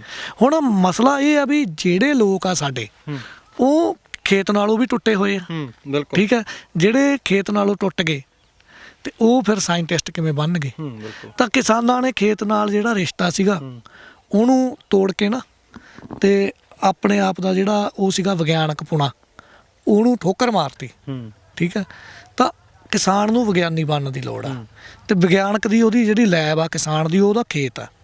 ਤਾਂ ਜੇ ਉਹ ਲੈਬ ਦੇ ਵਿੱਚ ਬੰਦਿਆਂ ਵਾਂਗੂ ਕੰਮ ਹੀ ਨਹੀਂ ਕਰੂਗਾ ਤਾਂ ਉਹ ਕਿਹੜੀਆਂ ਖੋਜਾਂ ਕਰੂ? ਠੀਕ ਹੈ, ਤਾਂ ਹੁਣ ਲੋੜ ਹੈਗੀ ਆ ਕਿਸਾਨ ਖੇਤ 'ਚ ਵਿਗਿਆਨੀ ਬਣ ਕੇ ਉਤਰੇ। ਤੇ ਜੇ ਉਹ ਕੁਝ ਭੁੱਲ ਗਿਆ, ਮੇਰਾ ਮੰਨਣਾ ਕਿ ਕਿਸਾਨ ਨੂੰ ਆਉਂਦਾ ਸਾਰਾ ਕੁਛ ਆ, ਪਰ ਉਹ ਭੁੱਲਿਆ ਭਟਕਿਆ ਹੋਇਆ। ਜੇ ਉਹ ਭੁੱਲ ਗਿਆ ਤਾਂ ਉਹਨੂੰ ਕੋਈ ਯਾਦ ਕਰਾਉਣ ਵਾਲਾ ਹੋਣਾ ਚਾਹੀਦਾ, ਤੇ ਉਹ ਯਾਦ ਕਰਾਉਣ ਵਾਲਾ ਵਾਹਿਗੁਰੂ ਦੀ ਕਿਰਪਾ ਨਾਲ ਹਾਲ ਦੀ ਘੜੀ ਗੁਰਪ੍ਰੀਤ ਦਬੜੀ ਖਾਨਾ। ਮੈਂ ਇੱਕ ਜਦੋਂ ਟ੍ਰੇਨਿੰਗ ਕੈਂਪ ਲਾਉਣਾ ਤੇ ਮੈਂ ਇੱਕ ਕਹਾਣੀ ਸੁਣਾਉਣਾ ਹੁੰਦਾ ਲੋਕਾਂ ਨੂੰ ਵੀ ਜਦੋਂ ਰਾਵਣ ਨੇ ਸੀਤਾ ਮਾਤਾ ਦਾ ਹਰਨ ਕਰ ਲਿਆ ਤਾਂ ਉਹਦੀ ਭਾਲ ਸ਼ੁਰੂ ਹੋਈ, ਤੇ ਉਹਦੀ ਜਦੋਂ ਭਾਲ ਸ਼ੁਰੂ ਹੋਈ ਤਾਂ ਰਾਮਚੰਦਰ ਨੇ ਕਿਹਾ ਵੀ ਲੱਭੀਏ ਕਿਵੇਂ? ਤਾਂ ਹਨੂਮਾਨ ਜੀ ਕਹਿੰਦੇ ਵੀ ਇਹ ਤਾਂ ਮੇਰਾ ਚੁਟਕੀ ਦਾ ਕੰਮ ਹੈ। ਜਦੋਂ ਭਾਲ ਸ਼ੁਰੂ ਹੋਈ ਪਤਾ ਲੱਗ ਗਿਆ ਵੀ ਉੱਥੇ ਆ, ਲੰਕਾ 'ਚ ਆ। ਉਹ ਕਹਿੰਦੇ ਪਤਾ ਕਰੋ ਵੀ ਲੰਕਾ 'ਚ ਹੈ ਕਿੱਥੇ। ਤਾਂ ਹੁਣ ਲੰਕਾ ਜਾਣਾ ਪੈਣਾ ਸੀ ਸਮੁੰਦਰ ਪਾਰ ਕਰਕੇ। ਤਾਂ ਉਹ ਹਨੂਮਾਨ ਕਹਿੰਦਾ ਵੀ ਆਪਾਂ ਤਾਂ ਚੁਟਕੀ ਮਾਰ ਕੇ ਸਮੁੰਦਰ ਪਾਰ ਕਰ ਜਾਣਾ, ਕਿਹੜਾ ਕਿਸ਼ਤੀ ਚਾਹੀਦੀ ਆ। ਤਾਂ ਉਹਨੇ ਉੱਡਣਾ ਸੀ। ਤਾਂ ਹਨੂਮਾਨ ਨੂੰ ਨਾ ਇੱਕ ਸ਼ਰਾਪ ਸੀਗਾ ਨਿੱਕੇ ਹੁੰਦੇ ਨੂੰ ਮਿਲਿਆ ਵੀ ਜਦੋਂ ਤੈਨੂੰ ਤੇਰੀਆਂ ਸ਼ਕਤੀਆਂ ਦੀ ਸਭ ਤੋਂ ਵੱਧ ਲੋੜ ਹੋਊਗੀ ਉਦੋਂ ਤੂੰ ਭੁੱਲ ਜਾਏਗਾ ਵੀ ਤੂੰ ਹੈ ਕੌਣ। ਉਹਨੇ ਇੱਕ ਰਿਸ਼ੀ ਨਾਲ ਪੰਗਾ ਲਿਆ ਸੀ ਨਿੱਕੇ ਹੁੰਦੇ ਨੇ, ਤਾਂ ਰਿਸ਼ੀ ਨੇ ਸ਼ਰਾਪ ਦਿੱਤਾ। ਤਾਂ ਹੁਣ ਕੀ ਹੁੰਦਾ ਵੀ ਉਹ ਉਹਦੇ ਮਾਪਿਓ ਰਿਸ਼ੀ ਕੋਲੇ ਜਾਂਦੇ ਆ ਵੀ ਇਹ ਤਾਂ ਸਾਡਾ ਪੁੱਤ ਸੀ। ਤੇ ਜਿੰਨੇ ਵੀ ਧਾਰਮਿਕ ਬੰਦੇ ਹੁੰਦੇ ਆ ਉਹ ਰਾਜਿਆਂ ਨਾਲ ਉਹਨਾਂ ਦੀ ਠੀਕ ਹੁੰਦੀ ਆ, ਠੀਕ ਹੈ। ਤਾਂ ਉਹ ਰਿਸ਼ੀ ਕਹਿੰਦਾ ਵੀ ਮੈਨੂੰ ਤਾਂ ਪਤਾ ਨਹੀਂ ਸੀ ਵੀ ਇਹ ਤੁਹਾਡਾ ਜਵਾਕ ਹੈ, ਚਲੋ ਆਪਾਂ ਸ਼ਰਾਪ ਢੈਲਾ ਕਰ ਦਿੰਦੇ ਆ। ਤਾਂ ਉਹਨੇ ਬੜਾ ਜਿਹਾ ਨਰਮ ਕਰਤਾ ਸ਼ਰਾਪ, ਕਹਿੰਦਾ ਵੀ ਜਦੋਂ ਤੈਨੂੰ ਕੋਈ ਯਾਦ ਕਰਾ ਦੂਗਾ ਉਹਦੇ ਤੇਰੇ ਯਾਦ ਆ ਜਾਣਗੀਆਂ, ਠੀਕ ਹੈ। ਤਾਂ ਹਨੂਮਾਨ ਜਿਉਂ ਹੀ ਗਿਆ ਤੇ ਮੂਹਰੇ ਆ ਗਿਆ ਸਮੁੰਦਰ, ਤੇ ਉਦੋਂ ਉਹਨੂੰ ਆਪਦੀਆਂ ਸ਼ਕਤੀਆਂ ਦੀ ਸਭ ਤੋਂ ਵੱਧ ਲੋੜ ਸੀ, ਉੱਡਣਾ ਸੀ। ਉਹ ਭੁੱਲ ਗਿਆ ਵੀ ਮੈਂ ਕੌਣ ਹੈ, ਪਵਨ ਪੁੱਤਰ। ਤੇ ਉਹ ਉੱਥੇ ਖੜਾ ਰੋ ਰਿਹਾ ਵੀ ਮੈਂ ਭਗਵਾਨ ਨੂੰ ਵਾਅਦਾ ਕਰਕੇ ਆਇਆ ਤੇ ਹੁਣ ਮੈਨੂੰ ਸਮਝ ਨਹੀਂ ਆਉਂਦੀ ਮੈਂ ਕਰਾਂ ਕੀ। ਤਾਂ ਉਸੇ ਮੌਕੇ ਇੱਕ ਹੋਰ ਪ੍ਰਾਣੀ ਆਉਂਦਾ, ਉਹਦਾ ਨਾਂ ਹੈਗਾ ਯਾਮਵੰਤ। ਯਾਮਵੰਤ ਉਹਨੂੰ ਯਾਦ ਕਰਾਉਂਦਾ ਵੀ ਤੂੰ ਕੌਣ ਹੈ। ਤੇ ਜਦੋਂ ਯਾਮਵੰਤ ਹਨੂਮਾਨ ਨੂੰ ਯਾਦ ਕਰਾ ਦਿੰਦਾ ਵੀ ਤੂੰ ਕੌਣ ਹੈ, ਤੇ ਹਨੂਮਾਨ ਲੰਕਾ ਜਾਂਦਾ ਵੀ ਆ, ਤੇ ਅਸ਼ੋਕ ਵਾਟਕਾ 'ਚ ਸੀਤਾ ਮਾਤਾ ਕਿੱਥੇ ਬੈਠੀ ਆ ਉਹ ਪਤਾ ਵੀ ਲਾ ਲੈਂਦਾ, ਅੰਗੂਠੀ ਵੀ ਦੇ ਆਉਂਦਾ ਤੇ ਲੰਕਾ ਵੀ ਫੂਕ ਆਉਂਦਾ, ਠੀਕ ਹੈ। ਹੁਣ ਇਹ ਜਿਹੜੇ ਕਿਸਾਨ ਆ ਸਾਡੇ, ਇਹ ਹੈਗੇ ਆ ਹਨੂਮਾਨ, ਇਹ ਯਾਮਵੰਤ, ਆ ਖੜਾ ਯਾਮਵੰਤ। ਹੁਣ ਇਹਨੇ ਇਹਨਾਂ ਨੂੰ ਯਾਦ ਕਰਾਉਣਾ ਵੀ ਭਾਈ ਤੁਸੀਂ ਉਹ ਕੁਛ ਨਹੀਂ ਹੈਗੇ ਜਿਹੜਾ ਤੁਹਾਨੂੰ ਬਣਾਤਾ ਯੂਨੀਵਰਸਿਟੀ ਨੇ, ਠੀਕ ਹੈ। ਤੁਸੀਂ ਅਸਲ ਵਿਗਿਆਨਕ ਹੋ। ਕਣਕ ਖਾਧੀ ਜਾ ਸਕਦੀ ਆ, ਕਣਕ ਯੂਨੀਵਰਸਿਟੀ ਦੀ ਖੋਜ ਨਹੀਂ ਹੈਗੀ, ਸਾਡੇ ਪੁਰਖਿਆਂ ਦੀ ਖੋਜ ਆ। ਬਿਲਕੁਲ 3700 ਪ੍ਰਜਾਤੀਆਂ 1800 ਕੁਛ ਤੱਕ ਖੋਜੀਆਂ ਜਾ ਚੁੱਕੀਆਂ ਸੀ, ਉਹ ਸਾਡੇ ਪੁਰਖਿਆਂ ਨੇ ਖੋਜੀਆਂ। ਉਦੋਂ ਬਾਅਦ ਖੋਜ ਦੇ ਨਾਂ ਤੇ ਕੱਖ ਨਹੀਂ ਹੈਗਾ, ਰੀਸਰਚ ਰੀਸਰਚ ਰੀਸਰਚ। ਜਿਹੜੇ ਰੀਸਰਚ ਕਰੀ ਗਏ ਸਾਡੇ ਪੁਰਖਿਆਂ ਦੀਆਂ ਖੋਜੀਆਂ ਹੋਈਆਂ ਨੂੰ, ਉਹ ਤਾਂ ਹੋ ਗਏ ਵਿਗਿਆਨੀ, ਤੇ ਸਾਡੇ ਪੁਰਖਿਆਂ ਦੇ ਜਿਹੜੇ ਵਾਰਸ ਆ ਇਹ ਹੋ ਗਏ ਝੁੱਡੂ, ਠੀਕ ਆ। ਤੇ ਇਹਨਾਂ ਨੇ ਮੰਨ ਵੀ ਲਿਆ ਵੀ ਅਸੀਂ ਝੁੱਡੂ ਆ, ਸਾਨੂੰ ਕੋਈ ਦੱਸੂਗਾ ਤੇ ਅਸੀਂ ਉਵੇਂ ਕਰਾਂਗੇ, ਸਾਨੂੰ ਕੁਛ ਨਹੀਂ ਆਉਂਦਾ। ਤੇ ਯੂਨੀਵਰਸਿਟੀ ਨੇ ਇਹਨਾਂ ਦੀ ਇਸੇ ਪਹਿਲਾਂ ਤਾਂ ਇਹਨਾਂ ਨੂੰ ਇਸ ਫੇਰ 'ਚ ਫਸਾਇਆ, ਤੇ ਮੁੜ ਕੇ ਇਹਨਾਂ ਨੂੰ ਫਸਾ ਕੇ ਇਹਨਾਂ ਦੀ ਇਸੇ ਮਾਨਸਿਕਤਾ ਦਾ ਨਜਾਇਜ਼ ਫਾਇਦਾ ਚੱਕਿਆ ਤੇ ਉਹਨਾਂ ਨੂੰ ਗਲਤ ਗਾਈਡ ਕੀਤਾ, ਠੀਕ ਹੈ। ਮੈਂ ਕਹਿੰਦਾ ਬਈ ਤੁਸੀਂ ਵਿਗਿਆਨਕ ਹੋ, ਖੇਤੀ ਦੇ ਅਸਲ ਵਿਗਿਆਨ ਨੂੰ ਸਮਝੋ। ਇਹ ਕਹਿੰਦੇ ਹੋਏ ਮੈਨੂੰ ਕੁਝ ਕੋੜਾ ਬੋਲਣਾ ਪੈਂਦਾ ਵੀ ਕਿਸਾਨ ਖੇਤੀ ਕਰਦੇ ਤਾਂ ਹੈਗੇ, ਆਉਂਦੀ ਹੈ ਨਹੀਂ, ਫਿਰ ਮੈਨੂੰ ਉਹਦੀਆਂ ਗਾਲਾਂ ਲੈਣੀਆਂ ਪੈਂਦੀਆਂ। ਪਰ ਅੱਜ ਸਮਝ ਤਾਂ ਆ ਗਈ ਹੋਣੀ ਹੈ ਜਿੰਨੇ ਕਿ ਦੇਖਣਗੇ ਜਿਨ੍ਹਾਂ ਨੇ ਗਾਲਾਂ ਕੱਢਣੀਆਂ। ਤੁਸੀਂ ਅੱਜ ਗੱਲ ਫਿਰ ਉੱਥੇ ਸ਼ੁਰੂ ਕੀਤੀ ਵੀ ਗੁਰਪ੍ਰੀਤ ਦਬੜੀ ਖਾਨਾ ਕਹਿੰਦਾ, ਠੀਕ ਹੈ, ਮੈਂ ਕਹਿੰਦਾ ਹੀ ਆ, ਤੇ ਤੁਸੀਂ ਗੱਲ ਉੱਥੋਂ ਫੇਰ ਸ਼ੁਰੂ ਕਰ ਲਈ। ਜਿਹਨੇ ਗਾਲਾਂ ਕੱਢਣੀਆਂ ਉਹਨੇ ਤੁਹਾਡਾ ਓਨਾ ਹੀ ਸੁਣਨਾ, ਗਾਹ ਨਹੀਂ ਉਹਨੇ ਜਾਣਾ। ਇੱਥੇ ਪੰਜਾਬ ਦੇ ਵਿੱਚ ਆ ਜਿਹੜਾ ਚੱਲਿਆ ਹੋਇਆ ਨਾ ਵੀ ਇਹਨੂੰ ਕੀ ਆਉਂਦਾ, ਇਹਨੂੰ ਕੀ ਪਤਾ, ਉਹ ਜਿਹੜਾ ਇੱਥੇ ਵੜਿਆ ਕੀੜਾ ਉਹ ਗਾਲਾਂ ਕਢਾਉਂਦਾ। ਜਿਵੇਂ ਆਪਾਂ ਲਾਸਟ ਆਪਣੀ ਮੇਰੀ ਇੰਟਰਵਿਊ ਸੀ ਤੁਸੀਂ ਕੀਤੀ ਹੈ ਨਾ, ਤੇ ਉਹ ਸੀਗੀ ਨਰਮੇ ਬਾਰੇ। ਤਾਂ ਤੁਸੀਂ ਉਹਦੀਆਂ ਹਾਈਲਾਈਟਸ ਦੇ ਵਿੱਚ ਉਹ ਗੱਲ ਲਾਤੀ ਪਹਿਲਾਂ ਹੀ ਵੀ ਖੇਤੀ ਕਰਦੇ ਤਾਂ ਸਾਰੇ ਆਉਂਦੀ ਕਿਸੇ ਨੂੰ ਨਹੀਂ, ਤੇ ਉਹਨਾਂ ਹੀ ਸੁਣਿਆ ਉਹਨਾਂ ਨੇ, ਉਹ ਜਿਹੜਾ 15-20 ਸਕਿੰਟਾਂ ਦੇ ਵਿੱਚ ਆ। ਉਹਨਾਂ ਸੁਣਨ ਤੋਂ ਬਾਅਦ ਕਤੀੜ ਨੂੰ ਕੀ ਪਤਾ, ਮਤਲਬ ਗਾਲਾਂ ਕੱਢੀਆਂ ਸਰੇਆਮ ਨੰਗੀਆਂ ਚਿੱਟੀਆਂ। ਮੈਂ ਹੁਣ ਉਹਨੂੰ ਕੀ ਕਵਾਂ, ਬਿਲਕੁਲ ਠੀਕ ਹੈ। ਮੈਂ ਕਿਹਾ ਵੀ ਭਰਾਵਾ ਤੇਰੇ ਅਭਾਗੇ ਮਾਪਿਆਂ ਨੂੰ ਅਫਸੋਸ ਹੋਊਗਾ ਤੇਰੇ ਜੰਮਣ ਤੇ, ਠੀਕ ਹੈ। ਹੁਣ ਇੱਕ ਚੀਜ਼ ਹੋਰ ਕਰੂੰ, ਚਲੋ ਯਾਮਵੰਤ ਨੂੰ ਮੈਂ ਕਹੂੰਗਾ ਕਿ ਆਪਦਾ ਸੰਪਰਕ ਨੰਬਰ ਜ਼ਰੂਰ ਬੋਲ ਦੇ। ਜਿਹੜੇ ਸਾਡੇ ਹਨੂਮਾਨ ਕਿਸਾਨ ਭਰਾ ਨੇ ਰਾਬਤਾ ਕਰਨਾ ਚਾਹੁੰਦੇ ਹੋ ਕਿਵੇਂ ਕਰ ਸਕਦੇ? ਹਾਂ ਬਈ, ਕੱਲੇ ਹਨੂਮਾਨ ਹੀ ਸੰਪਰਕ ਕਰਨ। ਅੱਛਾ ਠੀਕ ਹੈ, ਸੰਪਰਕ ਨੰਬਰ ਜ਼ਰੂਰ। ਮੇਰਾ ਸੰਪਰਕ ਨੰਬਰ ਹੈਗਾ 88 377 41 682। ਇੱਕ ਵਾਰੀ ਹੋਰ ਬੋਲੋ। 88 377 41682। ਜੀ ਦਬੜੀ ਖਾਨਾ ਸਾਹਿਬ, ਅਸੀਂ ਧੰਨਵਾਦੀ ਹਾਂ ਕਿ ਤੁਸੀਂ ਸਾਨੂੰ ਇਹ ਮਾਡਲ ਸਾਡੇ ਸਰੋਤਿਆਂ ਤੱਕ ਜਿਹੜਾ ਸਾਂਝਾ ਕੀਤਾ। ਖਾਸ ਗੱਲ ਉਸ ਸਵਾਲ ਦਾ ਜਵਾਬ ਅੱਜ ਜ਼ਰੂਰ ਜਿਹੜੇ ਸਰੋਤੇ ਆਖਦੇ ਆ ਕਿ ਉਹਨਾਂ ਨੂੰ ਜ਼ਰੂਰ ਮਿਲ ਗਿਆ ਹੋਣਾ। ਜੇਕਰ ਮੈਂ ਸਹੀ ਸਰੋਤਿਆਂ ਦੀ ਗੱਲ ਕਰਾਂ, ਸਹੀ ਕਿਸਾਨਾਂ ਦੀ ਗੱਲ ਕਰਾਂ, ਤਾਂ ਉਹਨਾਂ ਤੱਕ ਪਹੁੰਚਿਆ ਜ਼ਰੂਰ ਹੋਣਾ। ਤੇ ਤੁਸੀਂ ਕੀਮਤੀ ਸਮੇਂ ਦੇ ਵਿੱਚ ਸਮਾਂ ਦਿੱਤਾ, ਤੁਹਾਡਾ ਬਹੁਤ ਬਹੁਤ ਧੰਨਵਾਦ। ਤੁਹਾਡਾ ਵੀ ਧੰਨਵਾਦ ਜੀ। ਤੁਸੀਂ ਇੰਨੀ ਵਧੀਆ ਜਿਹੜੀ ਇਹ ਗੱਲ ਆ, ਇੰਨੀ ਵਧੀਆ ਸੋਚ ਨਾਲ ਚੱਲ ਰਹੇ ਇਹਨਾਂ ਕਿਸਾਨਾਂ ਨੂੰ, ਇਸ ਖੇਤ ਨੂੰ ਪੰਜਾਬ ਦੇ ਵੱਧ ਤੋਂ ਵੱਧ ਕਿਸਾਨਾਂ ਤੱਕ ਪਹੁੰਚਣ ਦਾ ਉਪਰਾਲਾ ਕਰਦੇ ਪਏ ਹੋ, ਪਹੁੰਚਾਉਣ ਦਾ ਉਪਰਾਲਾ ਕਰਦੇ ਪਏ ਹੋ। ਤੇ ਜੇ ਤੁਹਾਡੇ ਇਸ ਉਪਰਾਲੇ ਨਾਲ 2-4-10 ਕਿਸਾਨ ਵੀ ਇਸ ਰਾਹ ਪੈਂਦੇ ਆ ਤੇ ਆਪਣੀ ਇਹ ਜਿਹੜੀ ਅੱਜ ਦੀ ਗੱਲਬਾਤ ਆ ਸਫਲ ਆ। ਬਹੁਤ ਬਹੁਤ ਧੰਨਵਾਦ। ਸੋ ਕੁਦਰਤੀ ਖੇਤੀ ਦਾ ਇੱਕ ਮਾਡਲ ਤੁਹਾਡੇ ਨਾਲ ਸਾਂਝਾ ਕੀਤਾ। ਖਾਸ ਗੱਲ ਜਿਸ ਤਰ੍ਹਾਂ ਦੇ ਨਾਲ ਮੈਂ ਫਿਰ ਉਹੀ ਗੱਲ ਤੇ ਆਉਂਗਾ, ਗੁਰਪ੍ਰੀਤ ਦਬੜੀ ਖਾਨਾ ਸਾਹਿਬ ਆਖਦੇ ਹੁੰਦੇ ਆ ਕਿ ਖੇਤੀ ਜਿਹੜੀ ਆ ਕਿਸਾਨਾਂ ਨੂੰ ਕਰਨੀ ਹੋਏ, ਤਾਂ ਅਸੀਂ ਸੋਚਿਆ ਕਿ ਉਸ ਸਵਾਲ ਦਾ ਜਵਾਬ ਜਿਹੜਾ ਆ ਉਹ ਜ਼ਰੂਰ ਜਿਹੜਾ ਹੈਗਾ ਲਿਆ ਜਾਵੇ। ਇਸ ਖੇਤ ਦੇ ਵਿੱਚ ਅਸੀਂ ਖੜੇ ਹਾਂ। ਇਹ ਮਾਡਲ ਜਿਹੜਾ ਗੁਰਪ੍ਰੀਤ ਸਿੰਘ ਦਬੜੀ ਖਾਨਾ ਹੋਰਾਂ ਵੱਲੋਂ ਜਿਹੜਾ ਤਿਆਰ ਕੀਤਾ ਗਿਆ, ਤੇ ਗੁਰਪ੍ਰੀਤ ਸਿੰਘ ਦਬੜੀ ਖਾਨਾ ਹੋਰਾਂ ਦਾ ਸੰਪਰਕ ਨੰਬਰ ਜਿਹੜਾ ਉਹਨਾਂ ਨੇ ਵਿੱਚ ਜ਼ਰੂਰ ਬੋਲਿਆ, ਤੇ ਟੀਵੀ ਸਕਰੀਨ ਦੇ ਉੱਪਰ ਵੀ ਇਸ ਵੇਲੇ ਦਬੜੀ ਖਾਨਾ ਸਾਹਿਬ ਦਾ ਸੰਪਰਕ ਨੰਬਰ ਜਿਹੜਾ ਚੱਲ ਰਿਹਾ ਤੇ ਜੇ ਸਾਡੇ ਚੈਨਲ ਦੇ ਨਾਲ ਰਾਬਤਾ ਕਰਕੇ ਤੁਸੀਂ ਦਬੜੀ ਖਾਨਾ ਸਾਹਿਬ ਦਾ ਸੰਪਰਕ ਨੰਬਰ ਜਿਹੜਾ ਲੈ ਸਕਦੇ ਹੋ। ਇਸ ਤਰ੍ਹਾਂ ਦੀਆਂ ਮੁਲਾਕਾਤਾਂ ਲੈ ਕੇ ਸਮੇਂ-ਸਮੇਂ ਤੇ ਹਾਜ਼ਰ ਹੁੰਦੇ ਰਹਾਂਗੇ। ਹੁਣ ਆਪਣੇ ਦੋਸਤ ਜਸ ਗਰੇਵਾਲ ਦਿਓ ਇਜਾਜ਼ਤ, ਦੇਖਦੇ ਰਹੋ RMB ਟੈਲੀਵਿਜ਼ਨ। ਧੰਨਵਾਦ ਜੀ।